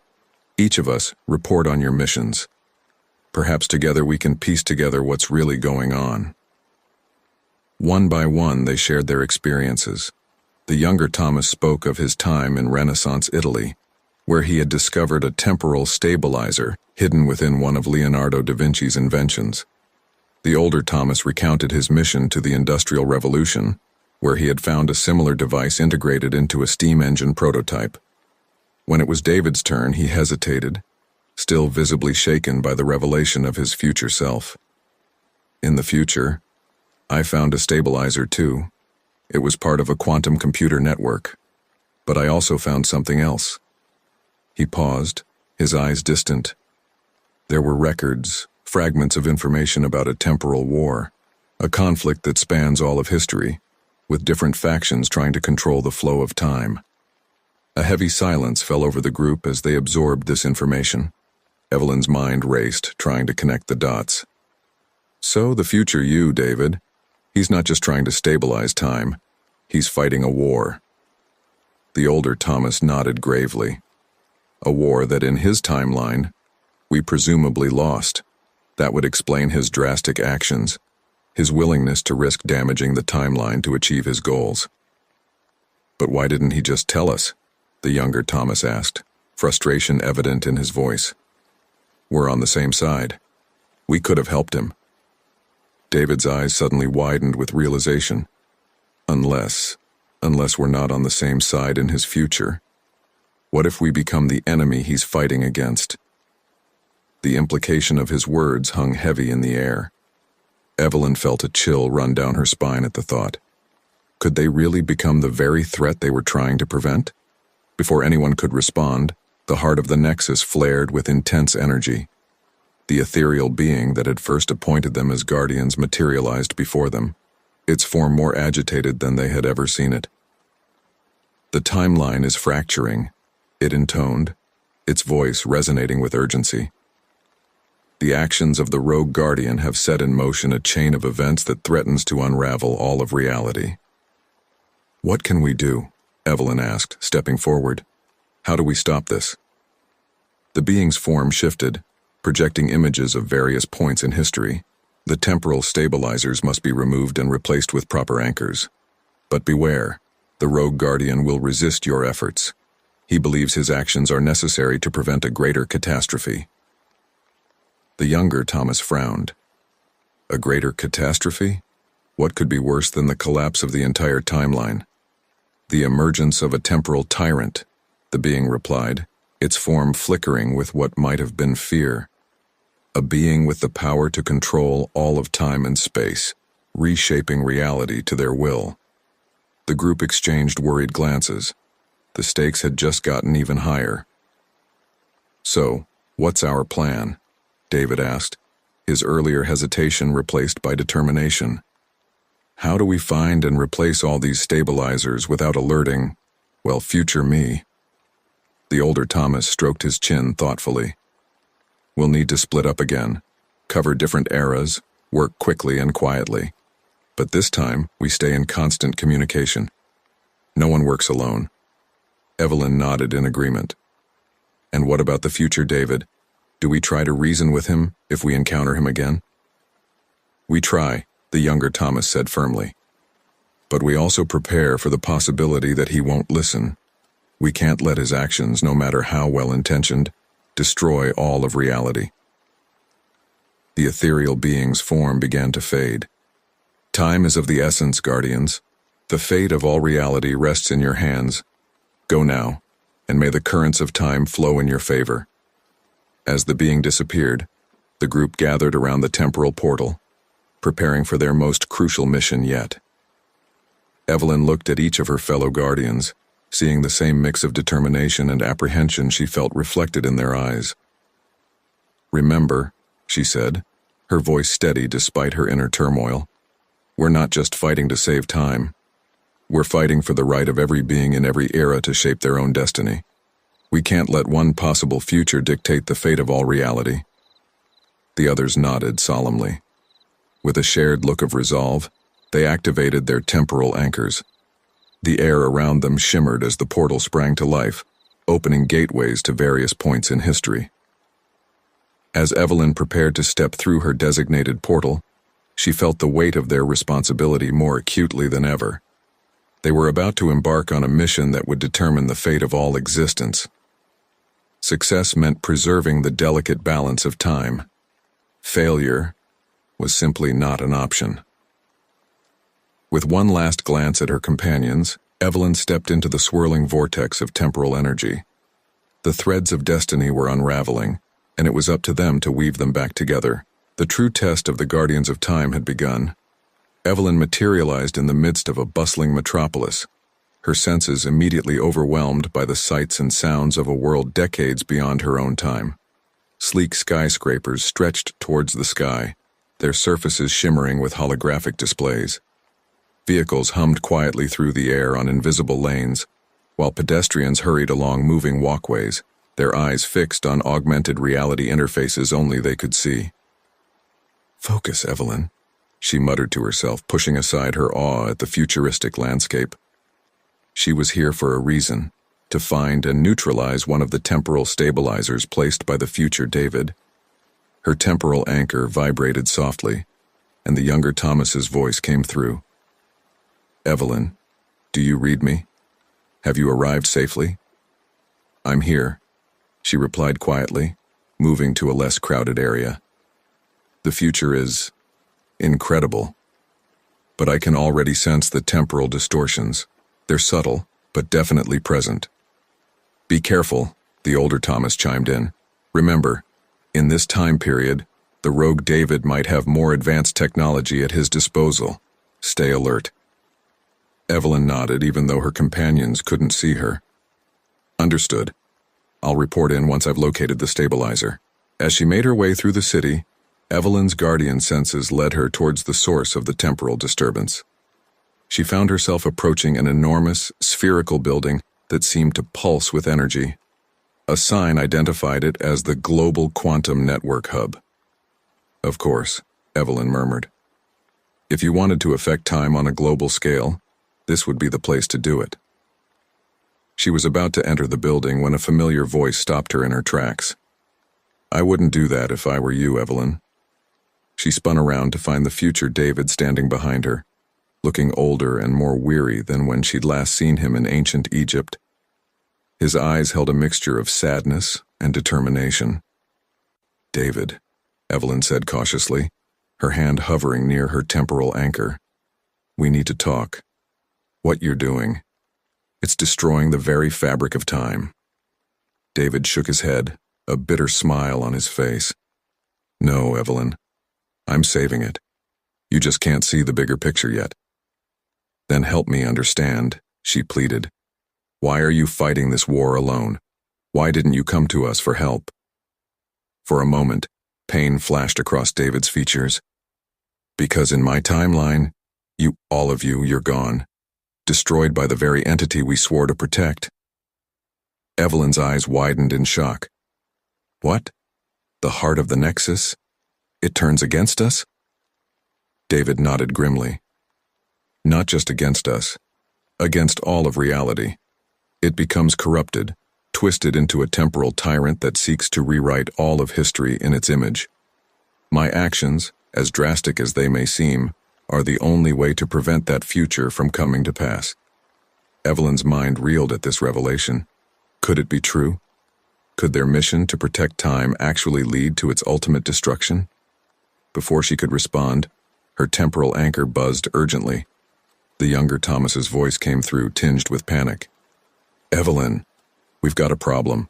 The timelines are collapsing at an accelerated rate. Whatever's happening in your time period, it's the catalyst for a total temporal meltdown. David's expression hardened. You see, it's already beginning. I need to activate the final stabilizer now, or all will be lost. He turned towards the quantum network hub, but Evelyn stepped in front of him. Wait, David, please. If what you're saying is true, then we need to work together. There has to be a better way than risking the destruction of all reality. For a long moment, David stared at her, conflict evident in his eyes. Finally, he sighed. Perhaps you're right. But we don't have much time. Suddenly, the air around them shimmered, and both versions of Thomas, along with the present-day David, materialized. We came as soon as we detected the temporal convergence, the older Thomas explained. The timelines are collapsing in on themselves. All of history is being drawn to this point. The younger Thomas looked between Evelyn and the future David. What's going on? Have you found the stabilizer?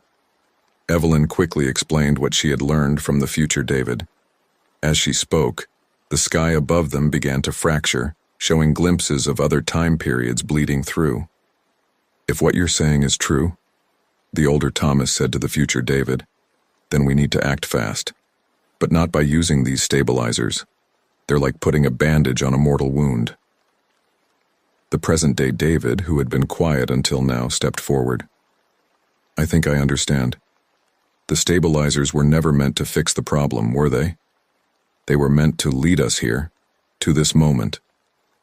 His future self nodded, a glimmer of hope in his eyes. Yes, this is the nexus point, the moment where everything changes. We have a chance to prevent the corruption of the heart of the nexus, but only if we work together. The younger Thomas frowned. But how? We can't simply destroy the heart. It's the linchpin of all reality.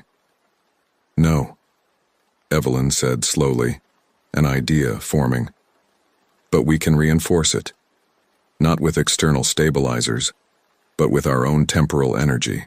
We're guardians of time. Maybe that means more than just protecting history.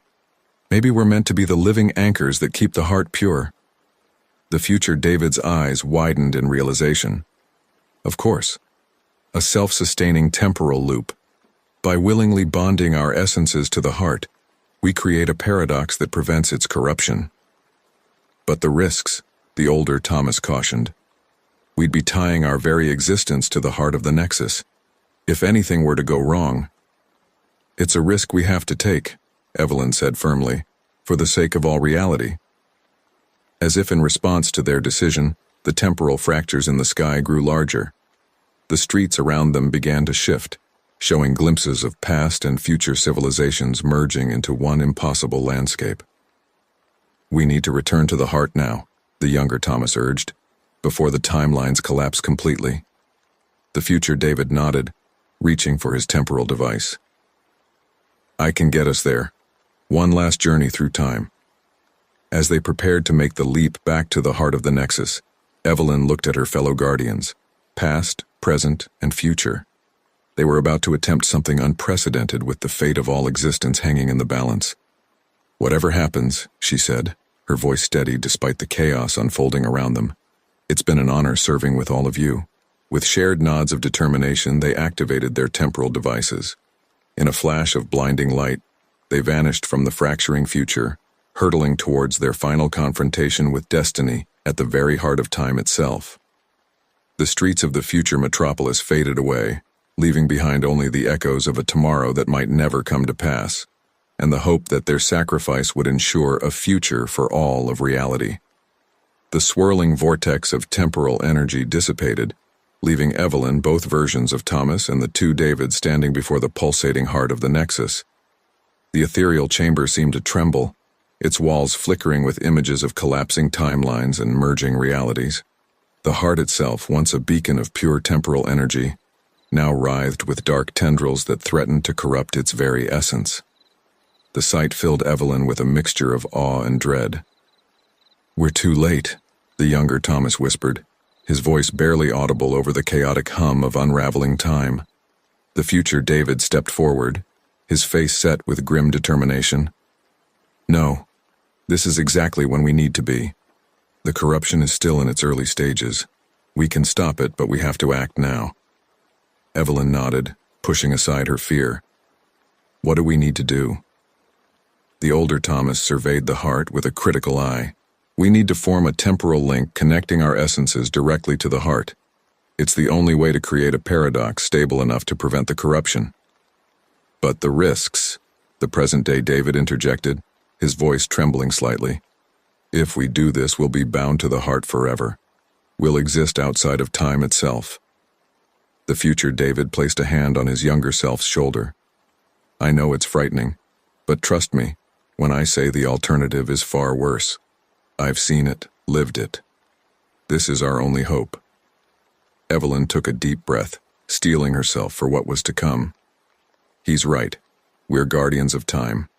If this is what it takes to protect all of reality, then it's a sacrifice we have to make." The others nodded in solemn agreement.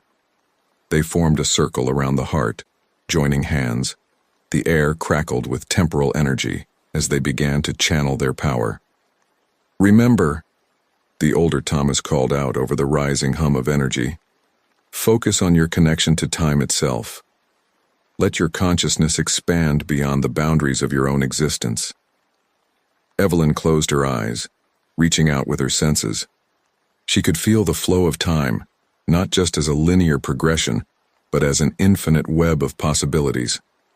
She saw glimpses of pasts that never were, and futures yet to be born. "It's working," the younger Thomas shouted. "The corruption is receding," but as the dark tendrils began to withdraw from the heart, a new presence made itself known. A booming voice, both familiar and alien, echoed through the chamber. "Guardians," it intoned. "Why do you resist the inevitable?" Evelyn's eyes snapped open. The ethereal being that had first appointed them as guardians now loomed before them, its form twisted and corrupted. "It's the temporal tyrant," the future David growled, "the heart's corrupted form." The being's voice dripped with malevolence. "I am the culmination of all time. Why cling to your limited perceptions when you could join me in omniscience?" Evelyn felt a pull at her very being, the tyrant's influence trying to sway her. But she held firm, drawing strength from her connections to her fellow guardians. "We reject your version of omniscience," she declared, her voice ringing with conviction. "True wisdom comes from experiencing time, not controlling it." The older Thomas joined in, his voice steady despite the strain. "We are the guardians of time, sworn to protect the natural flow of history. We will not let you rewrite reality in your image," the younger Thomas added, his grip tightening on Evelyn's hand. The present-day David, finding his courage, spoke up. "The beauty of existence lies in its uncertainty, its potential for change. We won't let you take that away." The future David completed the circle of defiance. "I've seen the future you create. It's a cold, static eternity. We choose life, in all its chaotic glory." As they spoke, Their combined energy surged, pushing back against the tyrant's influence. The corrupted being howled in fury and frustration. "You cannot stop what has already begun. I am inevitable." But the Guardians held firm, their resolve unshakable. Evelyn felt a shift in the temporal energies surrounding them. The heart of the Nexus pulsed with renewed vigor, its pure light pushing back the encroaching darkness. "Now," the future David shouted, "channel everything you have into the heart." Evelyn reached deep within herself, drawing upon every ounce of her temporal power. She felt the others doing the same, their energies intertwining and amplifying each other. The chamber filled with blinding light as their combined essence flowed into the heart. The corrupted being's form began to fracture, breaking apart under the onslaught of pure temporal energy. "No, this cannot be. I am time itself." "No," Evelyn countered, her voice echoing with the power of all the Guardians. "You are a perversion of time. We are its true protectors."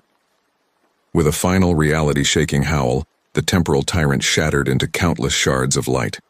The fragments swirled around the chamber before being drawn back into the heart of the Nexus, which now shone with a brilliance beyond imagining. As the light faded to a manageable level, Evelyn found herself still standing in the circle with her fellow Guardians. But something had changed. She could feel the pulse of the heart beating in sync with her own, could sense the ebb and flow of time throughout all of reality. Did we do it?" the younger Thomas asked, his voice filled with wonder. The older Thomas nodded, a smile spreading across his face. "Yes, I believe we did. The corruption has been purged, and the heart is stable." The future David let out a long breath, years of tension finally leaving his body. It's over. The temporal war, the threat of the tyrant. We've changed the future. Evelyn looked around at her companions, seeing the same mix of exhaustion and exhilaration she felt reflected in their eyes. So what happens now? Are we truly bound to the heart for eternity? As if in answer, the chamber filled with a warm, comforting light. A voice, reminiscent of the original ethereal being but now infused with the essence of all the Guardians, spoke to them. "You have done well, Guardians of Time. Your sacrifice has saved all of reality, but your journey is not yet complete." The present-day David stepped forward, his eyes wide with curiosity. "What do you mean? What more is there to do?" The voice continued, its tone both gentle and firm. "The heart of the Nexus is now protected, but time itself still needs its guardians. You will continue your work, watching over the flow of history and maintaining the balance of reality." Evelyn felt a surge of purpose flood through her. "So we're not prisoners of the heart? We can still interact with time?" "Yes," the voice confirmed. "You are now one with time itself, able to move through it at will. But remember, with great power comes great responsibility." The Guardians exchanged looks of determination. They had faced the ultimate test and emerged victorious. Now they stood ready to embrace their new role as the eternal protectors of time. As the voice faded, leaving them in the glow of the renewed heart of the Nexus, Evelyn felt a sense of peace wash over her. The future was no longer a looming threat, but a canvas of infinite possibilities, and they would be there, guiding and protecting, ensuring that the threads of time continued to weave the grand tapestry of existence. With shared nods of understanding, the Guardians of Time prepared to embark on their new eternal mission, ready to face whatever challenges the vast expanse of history might bring. Sarah stood before Mike, her eyes pulsing with an otherworldly glow. The forest around them seemed to writhe and twist, branches reaching out like grasping fingers. Mike took a step back, his face a mask of shock and fear. "Sarah," he whispered, his voice trembling. What happened to you?" Sarah tilted her head, regarding him with an unsettling mix of familiarity and alienness. When she spoke, her voice seemed to echo from everywhere and nowhere at once. "I've been awakened, Mike. I've seen the truth of this place, of everything." Mike shook his head, struggling to comprehend. "I don't understand." We've been searching for you for days. The others, they're all in some kind of trance. What's going on?" Sarah smiled, but it wasn't the warm expression Mike remembered. This smile was cold, almost predatory. "The forest has chosen me, Mike. It's shown me things you couldn't begin to imagine." She raised her hand, and Mike watched in horror as small rocks and bits of metal began to float around her, responding to her will. The magnetite in this forest, it's not just a mineral. It's a conduit for an ancient power. Mike took another step back, his survival instinct screaming at him to run. But he couldn't abandon Sarah, not after searching for her for so long. "Sarah, listen to yourself. This isn't you. Whatever's happened, we can fix it. Just come back with me, and we'll figure this out." Sarah's eyes flashed, and suddenly Mike found himself pinned against a tree, held in place by an invisible force. "Fix it?" Sarah hissed. "There's nothing to fix. I've been improved, elevated. The entity that dwells in this forest has merged with me, shown me the truth of existence." Mike struggled against the unseen bonds, panic rising in his chest. "Entity? Sarah, please, you're not making any sense." Sarah approached him slowly, her movements unnaturally fluid. "Let me show you, Mike. Let me open your eyes the way mine have been opened." She reached out to touch his forehead, but just before her fingers made contact, a voice rang out from the darkness. "Step away from him, demon." Sarah whirled around to see Professor Jameson, Mike's mentor and the leader of the search party, emerging from the shadows. He held an ancient-looking amulet in one hand, its surface covered in strange symbols. "Ah, the Guardian arrives," Sarah said, her voice dripping with disdain. "I wondered when you'd show yourself." Jameson's eyes darted between Sarah and Mike. "Mike, whatever she's told you, don't believe it. That thing isn't Sarah anymore." Mike's mind reeled. "Professor? What do you know about this?" Jameson never took his eyes off Sarah as he spoke. "My family has been protecting this forest for generations, keeping its secrets hidden from the world." "We knew there was a malevolent entity trapped there, but we never imagined it would find a human host," Sarah laughed. The sound Mike's spine. "Malevolent? You fear what you don't understand, old man. This entity has existed for millennia, gathering knowledge and power. It offers enlightenment to those worthy enough to receive it. It offers nothing but destruction and madness." Jameson countered. He raised the amulet, which began to glow with a soft blue light. "I'm sorry, Sarah. I truly am, but I can't let you leave this force." Sarah's eyes narrowed. "You think your trinket can stop me? I'm one with the force now. Its power flows through me." The air crackled with energy as Sarah and Jameson faced off. Still pinned to the tree, could only watch in horror as the woman he loved prepared to battle his mentor. "Sarah, please. Isn't you fight it." For a moment, something flickered in Sarah's eyes, a glimpse of the woman she used to be, but it was gone in an instant, replaced by the cold alien presence that now controlled her. "I'm sorry, Mike," she said, her voice momentarily soft. "But it's gone. There's now." With a gesture, she sent a wave of magnetic force towards Jameson, uprooting trees and hurling rocks. The professor barely managed to dodge, rolling to the side as the forest around him was torn apart. "You can't win this fight, Guardian," Sarah taunted. "The age of secrets and suppression is over. It's time for the world to know the truth." Jameson struggled to his feet, clutching the amulet tightly. "And what truth is that? That an ancient evil wants to consume everything? I won't let that happen." He began to chant in a language Mike didn't recognize. The amulet's glow intensified, and Sarah let out a screech of pain and anger. "No," she howled. "You don't have the right to decide what humanity can and cannot know." The forest itself seemed to come alive, branches lashing out at Jameson, roots erupting from the ground to entangle his feet. But still, he continued his chant, the amulet's light growing brighter and brighter. Mike felt the force holding him to the tree weakening. With a surge of effort, he broke free, stumbling forward. He looked between Sarah and Jameson, torn between the woman he loved and the man he respected. "Mike," Jameson called out, "the amulet, you have to use it." He tossed the glowing object to Mike, who caught it reflexively. Sarah's eyes locked onto him, a mix of anger and fear in her gaze. "Mike, don't," she pleaded, her voice suddenly sounding more like the Sarah he knew. "If you use that, you'll trap me here forever. Please, I don't want to be alone again." Mike hesitated, the amulet heavy in his hand. He looked into Sarah's eyes, searching for any sign of the woman he had fallen in love with. "I'm sorry, Sarah," he whispered, tears streaming down his face. "I love you, but I can't let this thing use you to hurt others." With a heavy heart, Mike raised the amulet and began to recite the words Jameson had been chanting. The forest erupted into chaos around them, a maelstrom of magnetism and primal energy. Sarah screamed, a sound of rage and anguish that shook Mike to his core. As the light from the amulet reached a blinding intensity, Mike saw a dark, writhing mass begin to separate from Sarah's body. The entity that had possessed her was being forcibly extracted. In that final moment, as the light engulfed everything, Mike saw Sarah's eyes clear. She looked at him, truly herself for the first time since he had found her, and mouthed 2 words.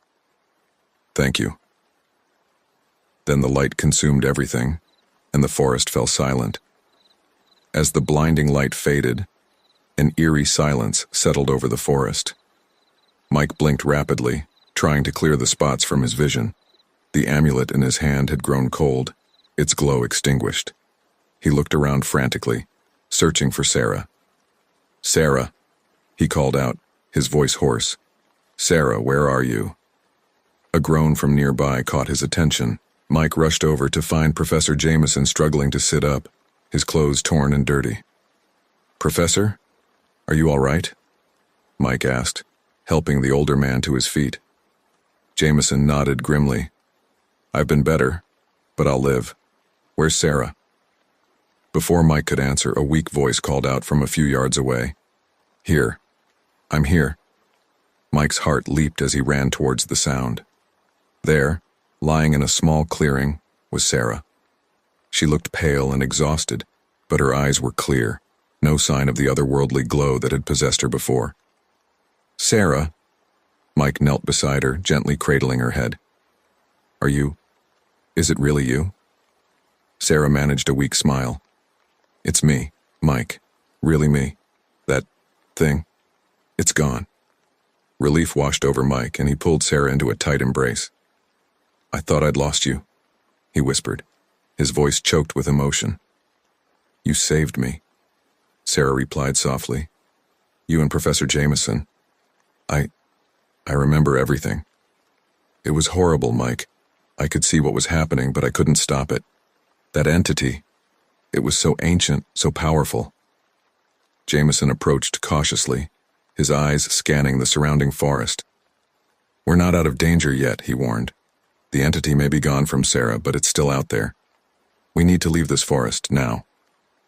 Mike nodded, helping Sarah to her feet. She swayed unsteadily, and he quickly put an arm around her waist to support her. "Wait," Sarah said suddenly. "The others, the search party, what happened to them?" A look of concern crossed Jameson's face. "You're right. We can't leave them behind.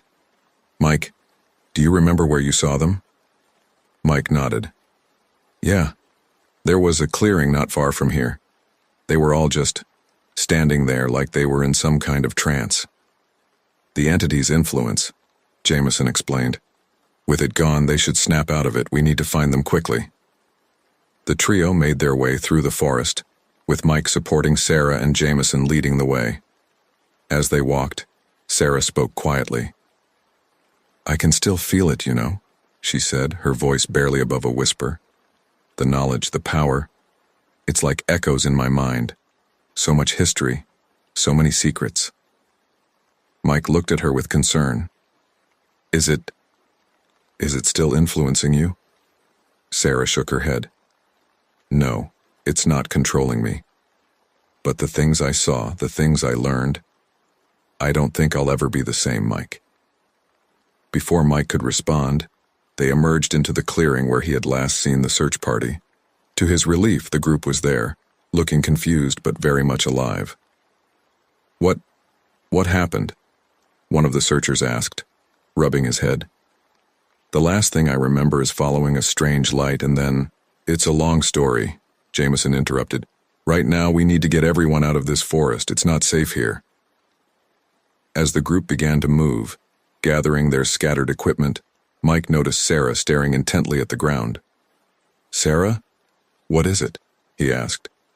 She knelt down, brushing away some leaves to reveal strange symbols carved into a large, flat stone.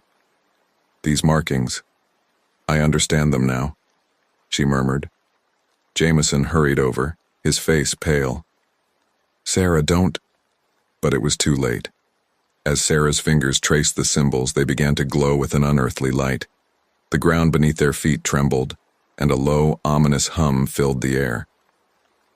"What did you do?" Mike asked, panic rising in his voice. Sarah's eyes widened in horror. I didn't mean to. It was instinct, like muscle memory. Oh God, what have I done?" Jameson grabbed Sarah's arm, pulling her away from the stone. "We need to run, now. The seal is breaking." The group didn't need to be told twice. They ran through the forest, branches whipping at their faces, the ground shaking more violently with each passing second. Behind them, an otherworldly screech pierced the air, a sound of triumph and hunger. As they ran, Mike shouted to Jameson, "What's happening? I thought we banished that thing." Jameson, breathless, called back, "We forced it out of Sarah, but we didn't destroy it. The markings Sarah activated, they're breaking the ancient seals that kept the entity contained in this forest." They burst out of the tree line, stumbling onto the road where they had left their vehicles. As they piled into cars and trucks, Mike looked back at the forest. The trees were writhing, their branches twisting unnaturally. The sky above the forest had darkened, swirling with ominous clouds. In the car, Sarah sat quietly, her face a mask of guilt and fear. "I'm sorry," she whispered. "I didn't mean to. I couldn't help myself." Mike took her hand, squeezing it gently. "It's not your fault, Sarah. That thing left something behind in you. We'll figure this out." Jameson, driving the lead vehicle, spoke grimly. "We've got bigger problems now. The entity is free and it's angry. It's been trapped for thousands of years, and now it's loose in a world it doesn't understand. A world full of technology it can manipulate with its magnetic powers." "What do we do?" Mike asked, feeling overwhelmed by the enormity of the situation. Jameson's eyes met his in the rearview mirror. "We warn everyone we can, and then we find a way to stop it, permanently this time. The battle that my ancestors fought centuries ago, it's starting all over again. And this time, the fate of the entire world hangs in the balance." As they sped away from the forest, Sarah leaned her head against the window, watching the writhing trees recede in the distance. In her mind, she could still hear whispers, fragments of ancient knowledge and terrible secrets. She closed her eyes, a single tear rolling down her cheek. The true horror had only just begun. The convoy of vehicles sped down the winding forest road, putting as much distance as possible between themselves and the awakened entity. Inside the lead car, Professor Jameson gripped the steering wheel tightly, his knuckles white with tension. Mike sat in the passenger seat, constantly glancing back at Sarah, who huddled in the rear, her eyes distant and haunted. "We need a plan," Mike said, breaking the tense silence. "Professor, you seem to know more about this entity than anyone. What are we up against?" Jameson sighed heavily, his eyes never leaving the road. "It's an ancient being, older than human civilization. My family has passed down stories for generations, but much of what we know is fragmented, incomplete." "But you must know something," Mike pressed. "How was it trapped before? Can we do it again?" "It's not that simple," Jameson replied. "The ritual that bound it required immense power and sacrifice. And now, with the world so changed, with technology everywhere, its potential for destruction is incalculable." From the back seat, Sarah's voice emerged, quiet but steady. "It's afraid." Both men turned to look at her, surprised. "What do you mean, Sarah?" Mike asked gently. Sarah's gaze remained fixed on some unseen point. "When it was inside me, I felt its emotions. It's ancient and powerful, yes, but it's also terrified. This world is alien to it. All the metal, the electricity, the networks that span the globe. It sees them as both a threat and an opportunity." Jameson nodded grimly. "That tracks with what little we know. Its power over magnetism would allow it to manipulate modern technology in ways we can scarcely imagine. And if it's frightened, it's likely to lash out." As if on cue, the car's engine sputtered and died. Around them, the other vehicles in their convoy suffered the same fate, coasting to a stop on the lonely stretch of road. "It's starting," Jameson muttered, trying futilely to restart the car. Mike turned to Sarah, concern etched on his face. "Can you sense anything? Is it near?" Sarah closed her eyes, concentrating. After a moment, she shook her head. "No, it's not close. But its influence is spreading. It's learning, adapting to this new world." Jameson pulled out his phone, but the screen remained dark. "No signal, no power. We're cut off." The group exited their vehicles, gathering on the road. The other members of the search party looked to Jameson and Mike for guidance, fear, and confusion evident in their expressions. "Listen up, everyone," Jameson called out, his voice carrying authority despite the dire circumstances. "What we're facing is beyond anything most of you have ever imagined. But right now, our priority is to reach civilization and warn others. We'll travel on foot if we have to." As the group began to gather what supplies they could from the vehicles, Mike pulled Sarah aside. "Hey," he said softly, cupping her face in his hands. "How are you holding up?" Sarah managed a weak smile. "I'm managing. It's strange, Mike. Part of me is terrified, but another part feels, I don't know, almost excited. The things I saw, the knowledge that's still swirling in my head, it's overwhelming, but also fascinating." Mike's brow furrowed with concern. "Sarah, you know you can talk to me about anything, right? Whatever you're going through, we'll face it together." Before Sarah could respond, a loud crackling sound filled the air. The group looked up to see the power lines running alongside the road beginning to spark and twist as if alive. "Everyone, get back!" Jameson shouted. They scrambled away just as one of the poles snapped, sending live wires whipping through the air like angry serpents. The forest around them seemed to come alive, trees creaking and swaying despite the lack of wind. "It's getting stronger," Sarah whispered, her eyes wide. "It's learning to extend its influence further." Jameson turned to the group, his face grim but determined. "We need to move now, stay together and be prepared for anything." As they began their trek down the road, Mike couldn't shake the feeling that they were being watched. The forest, once familiar and even comforting, now felt alien and hostile. Every snapping twig, every rustle of leaves set them on edge. Hours passed as they walked, the sun dipping low on the horizon. Just as exhaustion began to set in, they spotted lights in the distance, a small town. "Oh, thank God," one of the search party members exclaimed. "Civilization." But as they drew closer, it became clear that something was terribly wrong. The town's lights flickered erratically, and an eerie silence hung over the streets. No cars moved, no people walked the sidewalks. "It's like a ghost town," Mike muttered. Sarah suddenly gasped, doubling over as if in pain. Mike rushed to her side, supporting her. "Sarah, what's wrong?" When she looked up, her eyes were wide with terror. "It's here," she whispered. "The entity. It's taken the town." Jameson's face paled. "We're too late. It's already begun to expand its influence." As if in response to his words, every streetlight in the town suddenly blazed to life, shining with an unnatural intensity. Car alarms began to blare in cacophonous discord, and in the distance, they could hear the wail of emergency sirens. "What do we do now?" Mike asked, looking to Jameson for guidance. The professor's expression was grim but determined. "We find survivors, gather what information we can, and try to understand the extent of the entity's control. And then we find a way to stop it before it spreads further." Sarah straightened up, her face set with resolve despite the fear in her eyes. "I can help.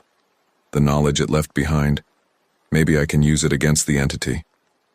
Mike squeezed her hand supportively. "We're in this together. Whatever happens, we face it as a team." Jameson nodded, addressing the entire group. "Stay close. Stay alert. We don't know what we're walking into, but right now, we might be the only ones who understand the true nature of the threat.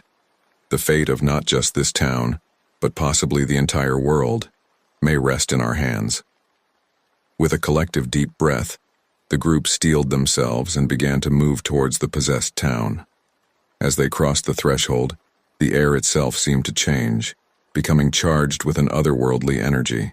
The battle for humanity's future was about to begin, and none of them were prepared for the horrors that awaited within the town's limits. The entity, ancient and terrifying, had found its first foothold in the modern world, and it was hungry for more. The group moved cautiously through the eerily silent streets of the small town, their footsteps echoing off empty storefronts and abandoned vehicles. The air hummed with an unnatural electricity, making the hair on their arms stand on end. Sarah walked at the front with Jameson, her eyes darting back and forth, sensing things the others couldn't perceive. "It's everywhere," she whispered, her voice tight with tension. "The entity. It's like a fog, seeping into everything electronic." Mike stayed close to Sarah, ready to support her if needed. "Can you tell what it's doing to the people here?" Sarah closed her eyes for a moment, concentrating. When she opened them again, her expression was grim. "They're suspended, not quite asleep, not quite awake. It's using them, their minds, like a vast network." Jameson nodded grimly. "It's learning, adapting to our world through them." As they turned a corner onto the main street, they saw their first signs of life, or what passed for it in this nightmare scenario. Dozens of townspeople stood motionless on the sidewalks, their eyes open but unseeing, faint blue light pulsing beneath their skin. One of the search party members, a young woman named Lisa, gasped in horror. "Oh my God, what's happened to them?" "Stay back," Jameson warned as Lisa moved towards one of the frozen figures. "We don't know if—" But it was too late. As Lisa's hand touched the shoulder of a middle-aged man, his head snapped towards her with inhuman speed. His eyes, now glowing with the same blue light that coursed through his veins, fixed on the group. In an instant, every motionless figure on the street turned to face them, moving in perfect unison. "Run!" Mike shouted, grabbing Sarah's hand and pulling her along as the group fled down a side street. Behind them, they could hear the rhythmic pounding of footsteps as the possessed townspeople gave chase. They ran, hearts pounding, lungs burning, until they found themselves in a small park at the center of town. "Quick, in here!" Jameson called out, gesturing towards a maintenance shed. They piled inside, closing the door just as the sound of their pursuers grew near. In the dim light of the shed, the group huddled together, trying to catch their breath and process what they had just witnessed. What are we going to do?"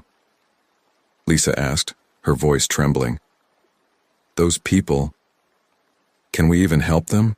Jameson ran a hand through his graying hair, his face etched with worry. "I don't know. In all the lore my family passed down, there was never anything like this. The entities never had access to modern technology before." Sarah, who had been silent since they entered the shed, suddenly spoke up.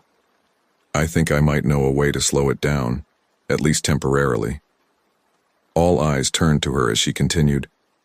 "When it was inside me, I saw patterns. The way it thinks, the way it spreads. It's using the town's electrical grid and communication networks to extend its influence. If we could disrupt that somehow..." Mike's eyes lit up with understanding. "The power plant. Every small town has one. If we could shut it down, maybe it would weaken the entity's hold." Jameson nodded slowly. "It's risky, but it might be our best shot. Does anyone know where the power plant is located?" One of the search party members, an older man named Frank, raised his hand. "I grew up near here. The plant's on the outskirts of town, maybe a mile east of here." "All right," Jameson said, his voice taking on a tone of authority. "Here's the plan. Mike, Sarah, Frank, and I will try to reach the power plant. The rest of you, find a safe place to hole up. There's a church 2 blocks south of here. The thick stone walls might provide some protection from the entity's influence." Lisa shook her head vehemently. "No way, we're not splitting up, we're all in this together." There were murmurs of agreement from the others. Jameson looked like he wanted to argue, but then nodded in acceptance. "Fine, But stay close and do exactly as I say. We have no idea what other surprises this thing might have in store for us." They waited until the sounds of pursuit had faded before cautiously exiting the shed. The town seemed different now. Streetlights flickered in patterns that hurt the eyes, and they could hear a low pulsing hum emanating from every electronic device. As they made their way towards the power plant, Sarah suddenly stopped, her face contorting in pain. "Sarah!" Mike exclaimed, rushing to her side.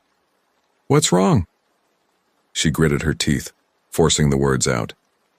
"It knows. The entity. It can sense me, just like I can sense it. It knows what we're trying to do." As if in confirmation of her words, every car alarm in the vicinity suddenly blared to life. In the distance, they could hear the wail of emergency sirens growing closer. "We need to move now," Jameson shouted over the cacophony. They ran through the streets, the sounds of pursuit growing ever closer. As they rounded a corner, they found their path blocked by a group of the possessed townspeople, their eyes glowing that eerie blue. "This way," Frank called out, gesturing towards a narrow alley. They ducked into the alleyway, squeezing past dumpsters and discarded boxes. Just as they thought they might have lost their pursuers, they emerged onto another street and found themselves face to face with a possessed police officer, his hand resting on his holstered gun. "Stop," the officer said, his voice a monotone overlaid with an inhuman resonance. "You will be integrated." Jameson stepped forward, his hands raised placatingly. "Officer, please. We're not here to cause trouble, we just want to help." The officer's head tilted slightly, the movement unnaturally smooth. "Help is not required. The integration is beneficial. You will understand once you join us." As he spoke, more possessed townspeople began to emerge from the surrounding buildings, slowly closing in on the group. Sarah stepped forward, her eyes blazing with a mix of fear and determination. "You don't understand what you're dealing with. This entity, it's not here to help. It's using you, all of you." For a moment, something flickered in the officer's eyes. A hint of confusion, perhaps even recognition. But it was gone in an instant, replaced by that eerie blue glow. "Resistance is futile," the officer intoned, reaching for his weapon. "You will be integrated by force if necessary." Mike looked around frantically, searching for an escape route, but they were surrounded, the circle of possessed townspeople growing tighter by the second. As the situation seemed most dire, Sarah suddenly gasped, her eyes widening. "Wait, I have an idea. It's crazy, but it might just work." "Whatever it is, do it fast," Jameson urged, eyeing the approaching horde warily. Sarah took a deep breath, closed her eyes, and then reached out with her mind.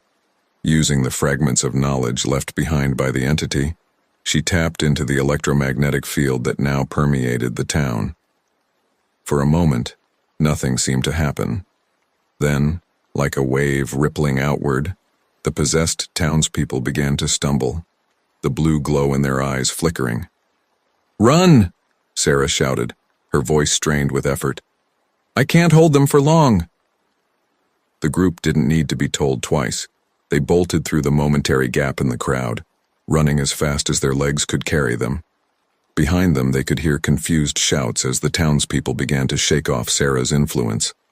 As they ran towards the outskirts of town and the promise of the power plant, Mike couldn't help but wonder.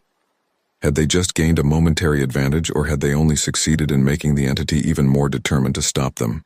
The race to save not just this town, but potentially the entire world was far from over.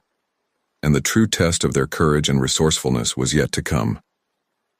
The group raced towards the outskirts of town, their lungs burning and legs aching from the constant sprint.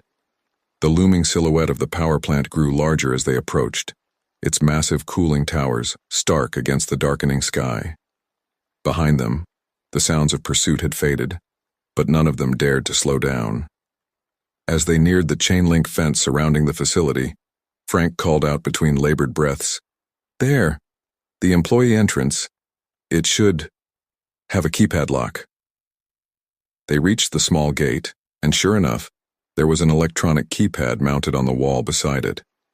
Sarah stepped forward, her eyes unfocused as if seeing something beyond the physical world. "I can feel it," she murmured. "The entity's influence is strong here." Mike placed a supportive hand on her shoulder. "Can you open it?"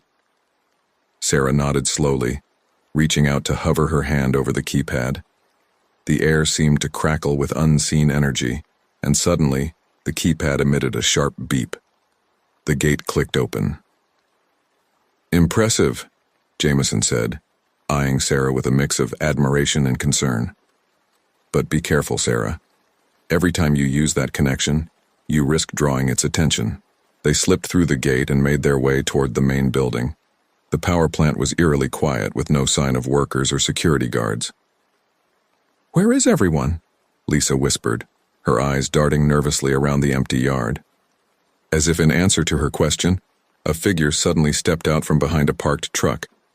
It was a man in a worker's uniform, his eyes glowing with that now familiar blue light. "Welcome," the man said, his voice a discordant mix of human and something else. "We've been expecting you." More possessed workers began to emerge from various hiding spots, slowly surrounding the group. "It's a trap," Mike realized, his heart sinking. "It knew we were coming." The first worker, seemingly the spokesman for the group, tilted his head in an unnaturally smooth motion. "Of course we knew. We are everywhere. Every circuit, every signal, every mind connected to the grid, they are all part of us now." Jameson stepped forward, his voice firm despite the fear evident in his eyes. "You don't belong here. This world, these people, they're not yours to control." The possessed worker smiled, the expression chilling in its artificiality. "On the contrary, Professor Jameson, we belong everywhere. Your kind invited us in with every new technology, every advancement that brought you closer to the electromagnetic realm that is our domain." Sarah gasped suddenly, doubling over as if in pain. Mike rushed to support her, alarm clear on his face. "Sarah, what's wrong?" When she looked up, her eyes were wide with horror. "It's not just here," she whispered. "The entity, it's spreading. I can feel it reaching out to other towns, other cities. It's growing stronger by the second." The spokesman nodded, a look of twisted pride on his face. "Yes, soon we will be one with all of humanity. No more isolation, no more individuality, just perfect, harmonious unity." "That's not unity," Frank spat, his fists clenched at his sides. "It's slavery." The possessed workers began to close in, their movements synchronized and unnervingly fluid. The group huddled closer together, preparing for a fight they knew they couldn't win. But then Sarah straightened up, a look of determination replacing the fear on her face. "No," she said, her voice ringing with newfound strength. "This ends now." Before anyone could stop her, Sarah broke away from the group and ran towards the main building of the power plant. The possessed workers moved to intercept her, but she raised her hands, and suddenly they were thrown back by an invisible force. "Sarah, wait!" Mike called out, starting after her. But Jameson held him back. "No, Mike. I think she knows what she's doing." They watched as Sarah reached the main doors of the plant. With a gesture, the doors flew open and she disappeared inside. For a moment, everything was still. Then a high-pitched whine began to emanate from the power plant, growing louder and more intense with each passing second. The possessed workers began to twitch and jerk, as if experiencing some kind of internal struggle. "What's happening?" Lisa asked, her voice barely audible over the increasing noise. Jameson's eyes widened in realization. "She's overloading the system. Brilliant, but incredibly dangerous." Inside the plant, Sarah stood before a massive control panel, her hands splayed out over the switches and dials. Her eyes glowed not with the blue light of possession, but with a fierce, determined energy of her own. She could feel the entity fighting against her, trying to wrest control of the plant's systems. "You don't understand humanity," Sarah growled through gritted teeth. "We're not meant to be controlled. Our individuality, our free will, that's what makes us strong." The entity's voice echoed in her mind, a cacophony of countless absorbed consciousnesses. Foolish girl, you cannot stop the inevitable. We are the next step in your evolution. Sarah smiled grimly. Maybe, but not today. With a final surge of effort, she pushed her consciousness into every circuit. Fire of the power plant. The whine reached a fever pitch, and suddenly, every light in the town went out. The possessed workers collapsed like puppets with their strings cut. Outside, Mike and the others watched in awe as a pulse of energy radiated outward from the power plant, washing over the town in a wave of darkness. Everything was perfectly still and immediate. Then slowly people began to emerge from buildings looking oriented, but blessedly free of the entity's control. She did it, Mike breathed, a mixture of relief and worry in his voice. But where is she? As if in answer to his question, the doors of the power plant slowly opened. Sarah stumbled out, looking exhausted, but very much herself. Mike ran to her. Legs gave out. Sarah, are you okay? What happened in there? Sarah managed a weak smile. I used its own power against it. Overloaded the system and sent out an electromagnetic pulse. It should have disrupted its hold on the town, maybe even... Jameson approached, his face a mix of concern and admiration. That was incredibly risky, Sarah, but also incredibly brave. You may have just saved countless lives. As the group gathered around Sarah, offering words of praise and support, Frank's voice cut through the celebration. Folks, I hate to be the bearer of bad news, but I think we've got a problem. They turned to see what he was pointing at. In the distance, beyond the town limits, they could see lights flickering to life. The entity might have been pushed back, but it was far from defeated.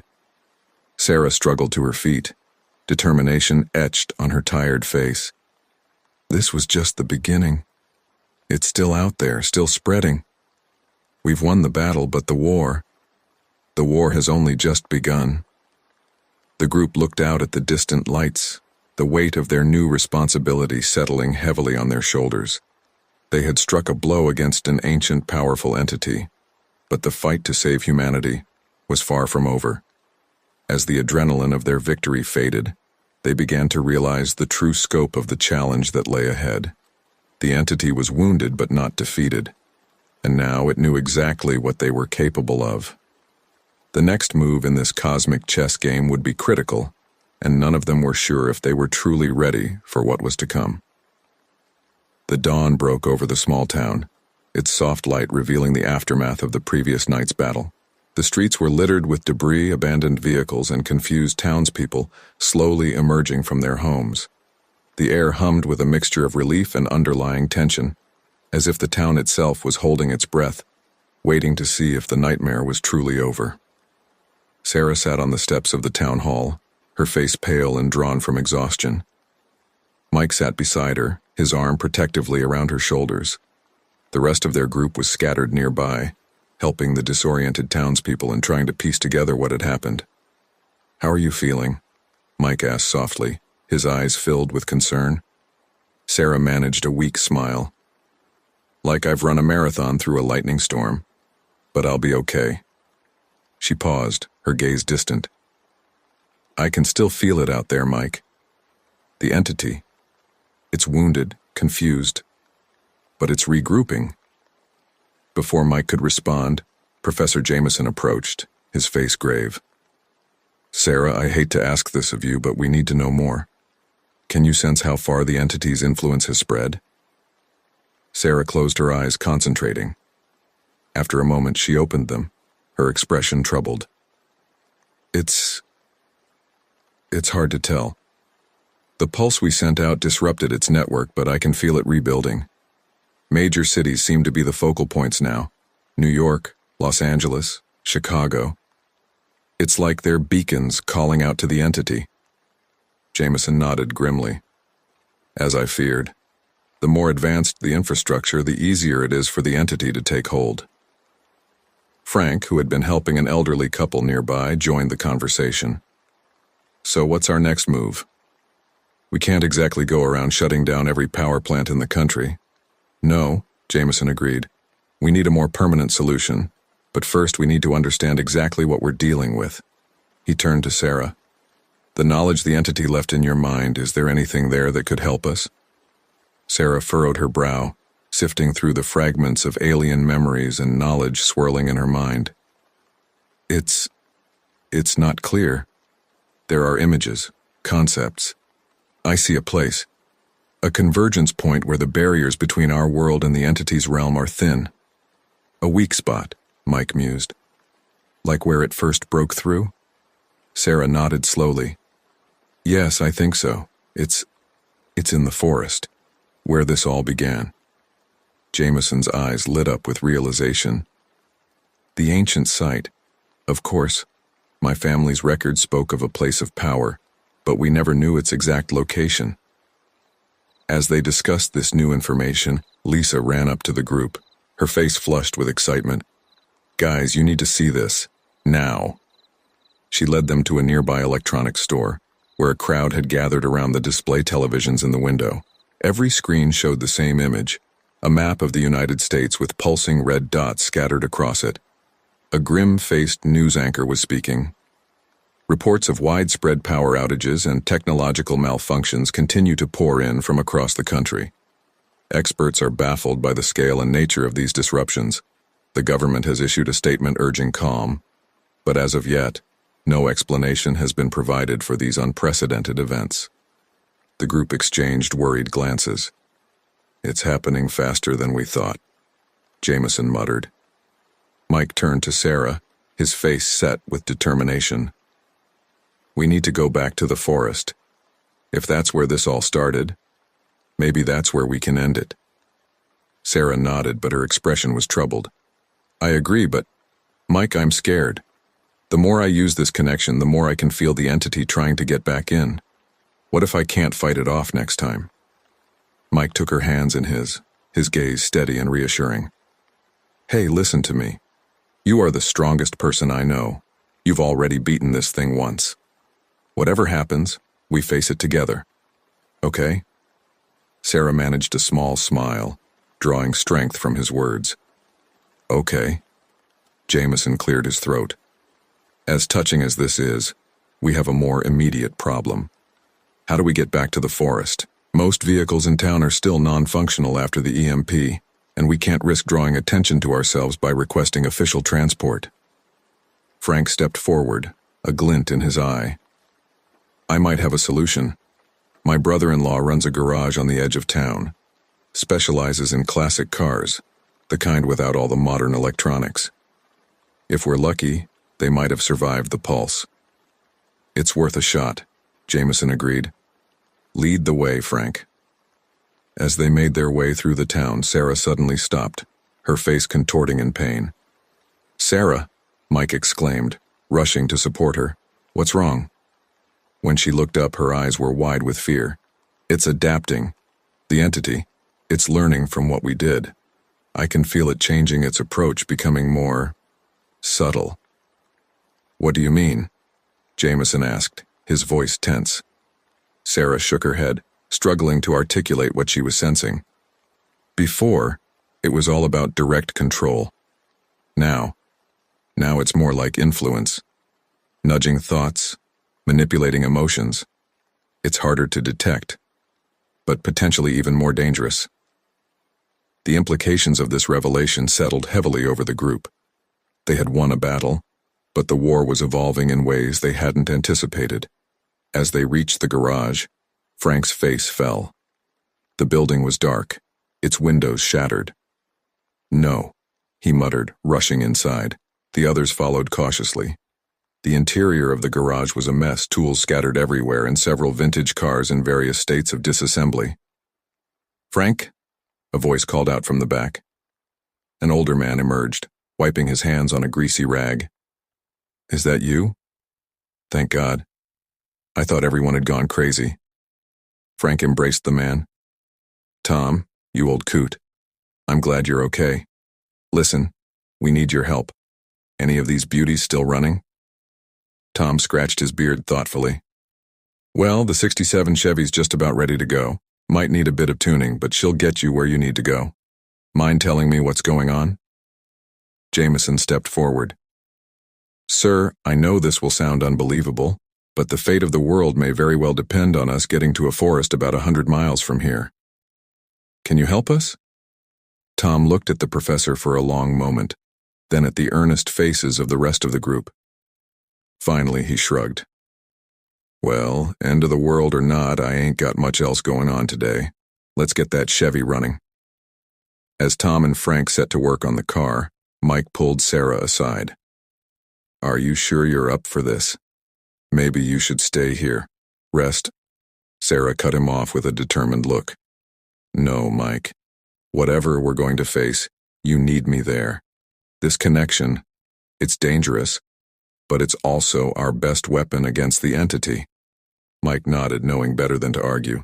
All right, but promise me you'll be careful. I can't lose you, Sarah. She squeezed his hand reassuringly. You won't. We're in this together, remember? As the sound of the Chevy's engine roaring to life filled the garage, the group felt a renewed sense of purpose. They had a destination, a goal, and each other. But as they prepared to embark on their journey back to where it all began, none of them could shake the feeling that the true test still lay ahead. The entity was wounded but far from defeated, and as they drove towards their uncertain future, the race to save humanity from a threat it didn't even fully understand had only just begun. The '67 Chevy rumbled down the deserted highway, its engine a comforting growl in the eerie silence that had fallen over the landscape. Inside, the group sat in tense silence, each lost in their own thoughts about the challenges that lay ahead. Sarah sat in the front passenger seat, her eyes closed, brow furrowed in concentration. Mike watched her from the back seat, concern etched on his face. Jameson drove, his knuckles white on the steering wheel, while Frank and Lisa huddled in the back, occasionally whispering to each other.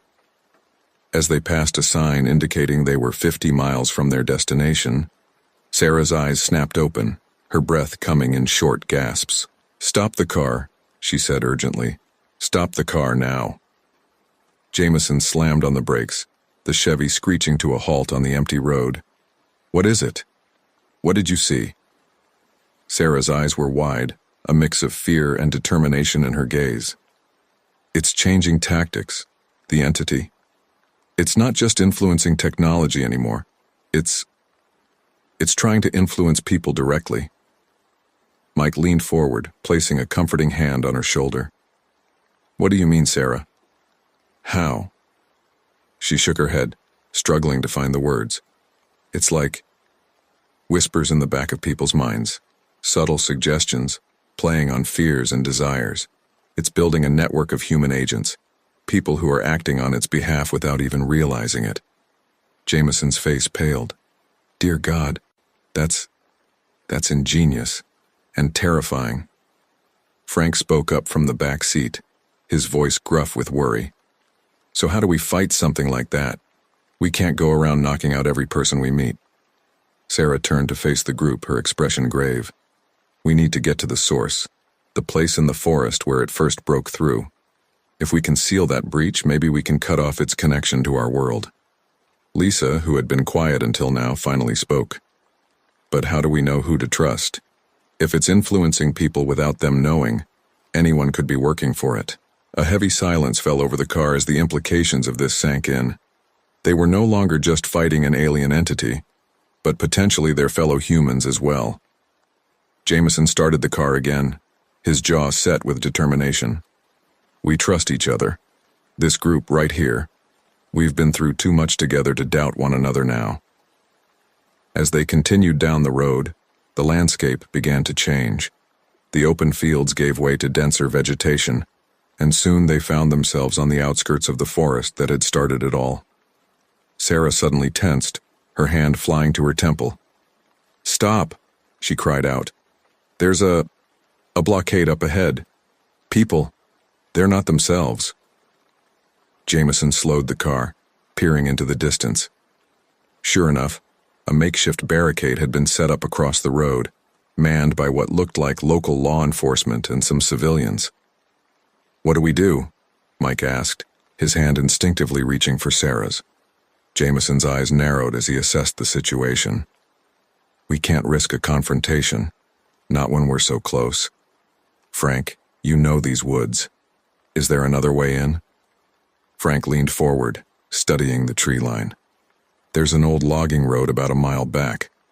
Might be overgrown, but the Chevy should be able to handle it.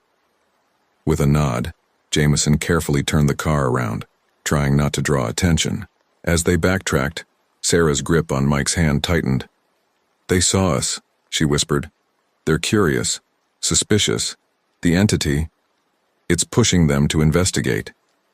The tension in the car ratcheted up several notches as Jameson accelerated, looking for the turnoff Frank had mentioned.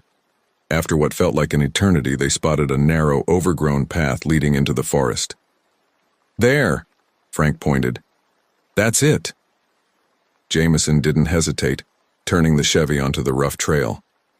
Branches scraped against the sides of the car as they plunged into the dense forest, the old vehicle bouncing and rattling over the uneven ground.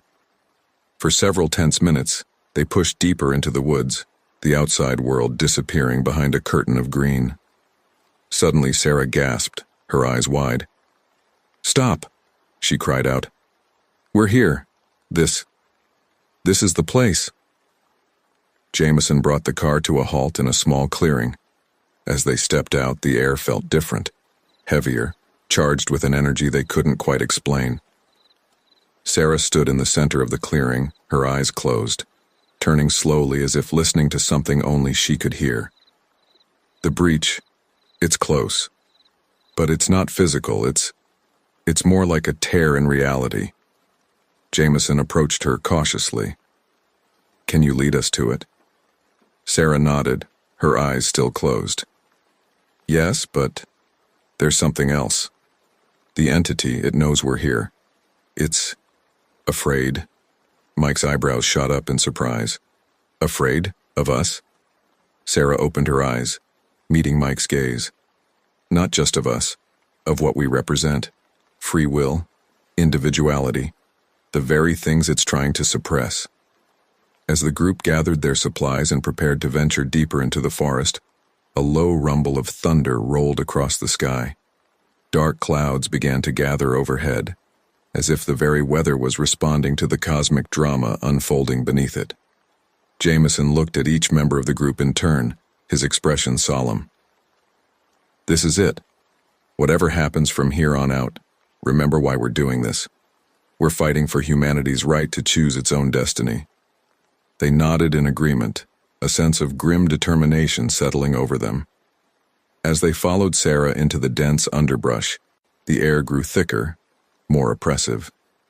Strange lights flickered at the edge of their vision, and whispers that seemed to come from nowhere and everywhere at once filled their ears. Sarah stopped suddenly, pointing to a spot where the air seemed to shimmer and distort. There, she said, her voice barely above a whisper. That's the breach. As they approached, the distortion grew more pronounced. Through it, they could catch glimpses of another world, a realm of swirling energy and incomprehensible geometries. So how do we close it? Frank asked, his voice gruff with tension. Before Sarah could answer, a voice boomed from all around them, seeming to come from the very trees themselves. You cannot, it intoned, a cacophony of countless absorbed minds speaking as one.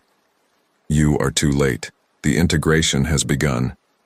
The group huddled closer together, facing outward as the forest around them seemed to come alive with malevolent energy. Sarah, Mike said urgently, if you've got a plan, now would be a really good time to share it. Sarah's eyes were wide, but her voice was steady as she replied, I do, but you're not going to like it. As the entity's presence closed in around them, Sarah stepped towards the shimmering breach, her hand outstretched. The fate of humanity hung in the balance, and the final confrontation was about to begin. The air crackled with otherworldly energy as Sarah approached the shimmering breach. Her companions watched with a mixture of awe and terror as she stood before the distortion in reality, her hand outstretched. Sarah, wait, Mike called out, his voice tight with fear. What are you doing? Sarah turned to face the group, her eyes glowing with an inner light that was both beautiful and terrifying. I'm going to use the connection the entity left in my mind. I'm going to enter the breach. Jameson stepped forward, his face pale. That's incredibly dangerous. We have no idea what's on the other side. We don't have a choice, Sarah replied, her voice eerily calm. The entity is too powerful here in our world, but in its own realm, maybe I can fight it on equal terms. The forest around them pulsed with malevolent energy, the entity's voice booming from every direction. Foolish humans, you cannot comprehend the forces you seek to challenge. Branches whipped through the air like tentacles, forcing the group to duck and weave. Frank and Lisa worked together to fend off the attacks using branches of their own as makeshift weapons. Mike grabbed Sarah's hand, his eyes pleading. There has to be another way. I can't lose you. Sarah cupped his face gently. Mike, listen to me. Everything I've been through, everything the entity showed me, it's been preparing me for this moment. I have to do this. Before Mike could protest further, Sarah turned and stepped into the breach. There was a blinding flash of light and she was gone. No, Mike cried out, lunging towards the distortion. Jameson and Frank held him back. We can't follow her, Jameson said grimly. Our job now is to protect this side of the breach. We can't let the entity send reinforcements. As if in response to his words, the air around them filled with ghostly apparitions. Semi-transparent human figures with glowing blue eyes. The entity's puppets had arrived. Form a circle, Frank shouted, grabbing a thick branch. Don't let them near the breach. The group formed a defensive ring around the shimmering distortion, facing outward as the ghostly figures closed in. The battle for Earth had begun in earnest. On the other side of the breach, Sarah found herself in a realm beyond human comprehension. Swirling energies and impossible colors surrounded her, and geometries that defied Euclidean logic stretched as far as she could perceive. Welcome, Sarah, the entity's voice reverberated through her very being. You are bold to enter our domain. Sarah steeled herself, drawing on the knowledge and power the entity had inadvertently left within her. I'm here to stop you. This ends now. A sound that might have been laughter in another reality echoed around her. Stop us? Foolish girl. We are eternal. We are infinite. You are but a mote of dust in the cosmic wind. Sarah felt the entity's will pressing against her mind, trying to subsume her consciousness. She pushed back, drawing on memories of her life, her love for Mike, her determination to save humanity. You're wrong, she gritted out. Humanity's strength lies in its individuality, its capacity for choice. We're not dust. We're a force you can't comprehend. As she spoke, Sarah began to glow, her human form becoming a beacon of golden light in the swirling chaos of the entity's realm. Back in the forest, the group fought desperately against the endless waves of ghostly attackers. Mike swung a branch wildly, dispersing the apparitions only to see them reform moments later. We can't keep this up forever, Lisa shouted, her back pressed against Jameson's as they fended off attacks from all sides. Frank grunted as he batted away another ghostly figure. We don't need forever. We just need to give Sarah enough time. Suddenly, the breach pulsed with intense light. The ghostly attackers recoiled, shrieking in an unearthly chorus. What's happening? Mike asked, shielding his eyes from the glare. Jameson's eyes widened in realization. It's Sarah. She's fighting back. In the entity's realm, Sarah had become a nexus of human will and determination. Her consciousness expanded, touching the myriad minds the entity had absorbed over millennia. You don't understand us, Sarah said, her voice echoing with the strength of countless human souls. Our individuality isn't a weakness. It's our greatest strength. The entity's presence roiled around her, a maelstrom of confusion and anger. Impossible. We are many. You are one. Sarah smiled, her form blazing ever brighter. I'm not alone. I carry the hopes and dreams of every human within me, and I'm setting them free. With a surge of will, Sarah began to unravel the entity's control over the minds it had absorbed. One by one, consciousnesses long thought lost began to awaken, adding their strength to Sarah's. In the forest, the ghostly attackers began to flicker and fade.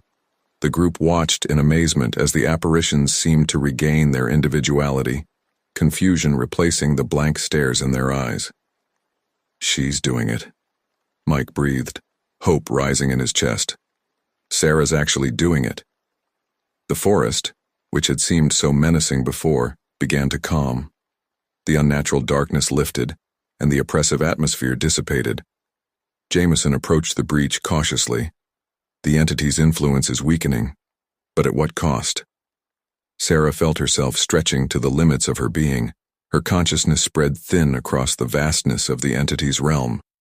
She could feel the entity's grip on reality weakening, its very essence beginning to unravel. "This cannot be," the entity's voice boomed, but now it held a note of desperation. "We are eternal. We cannot be undone by a mere human." Sarah gathered the last reserves of her strength, focusing on the love and connections that made humanity unique. "You're right. Not by a mere human, but by all of humanity. Standing as one while remaining beautifully, chaotically individual, that's a force even you can't resist." With a final monumental effort, Sarah released a pulse of pure human will and creativity. The entity's realm shuddered, cracks appearing in the fabric of its reality. "No!" the entity cried out as it began to dissolve. "We cannot. We will not." Sarah felt a moment of vertigo as the alien realm collapsed around her. Then, suddenly she was falling, tumbling through a vortex of light and energy. The group shielded their eyes as the breach flared with blinding intensity. When the light faded, they saw Sarah lying motionless on the forest floor. "Sarah!" Mike cried out, rushing to her side. He cradled her in his arms, tears streaming down his face. "Sarah, please, come back to me." For a heart-stopping moment, there was no response. Then, slowly, Sarah's eyes fluttered open. "Mike?" she whispered, her voice weak but unmistakably her own. Did we win?" Mike laughed through his tears, holding her close. "Yeah, Sarah, we won. You did it." As the group gathered around Sarah, offering words of relief and congratulation, Jameson studied the spot where the breach had been. There was no sign of the distortion now, just ordinary forest. "It's over," he said, his voice filled with wonder and relief. "The entity is gone." Frank helped Sarah to her feet, supporting her as she swayed slightly. "So what now?" he asked. "The world still thinks it's under attack by some kind of tech virus." Sarah smiled tiredly. "Now we go back. We tell our story, and we help humanity remember the strength that lies in our diversity, our individuality." As they made their way back to the old Chevy, the forest around them seemed more alive than ever. Birds sang, leaves rustled in a gentle breeze, and sunlight filtered through the canopy. Mike kept his arm around Sarah, still hardly believing she was really back. "You know," he said softly, "saving the world looks good on you." Sarah laughed, a sound of pure joy and relief.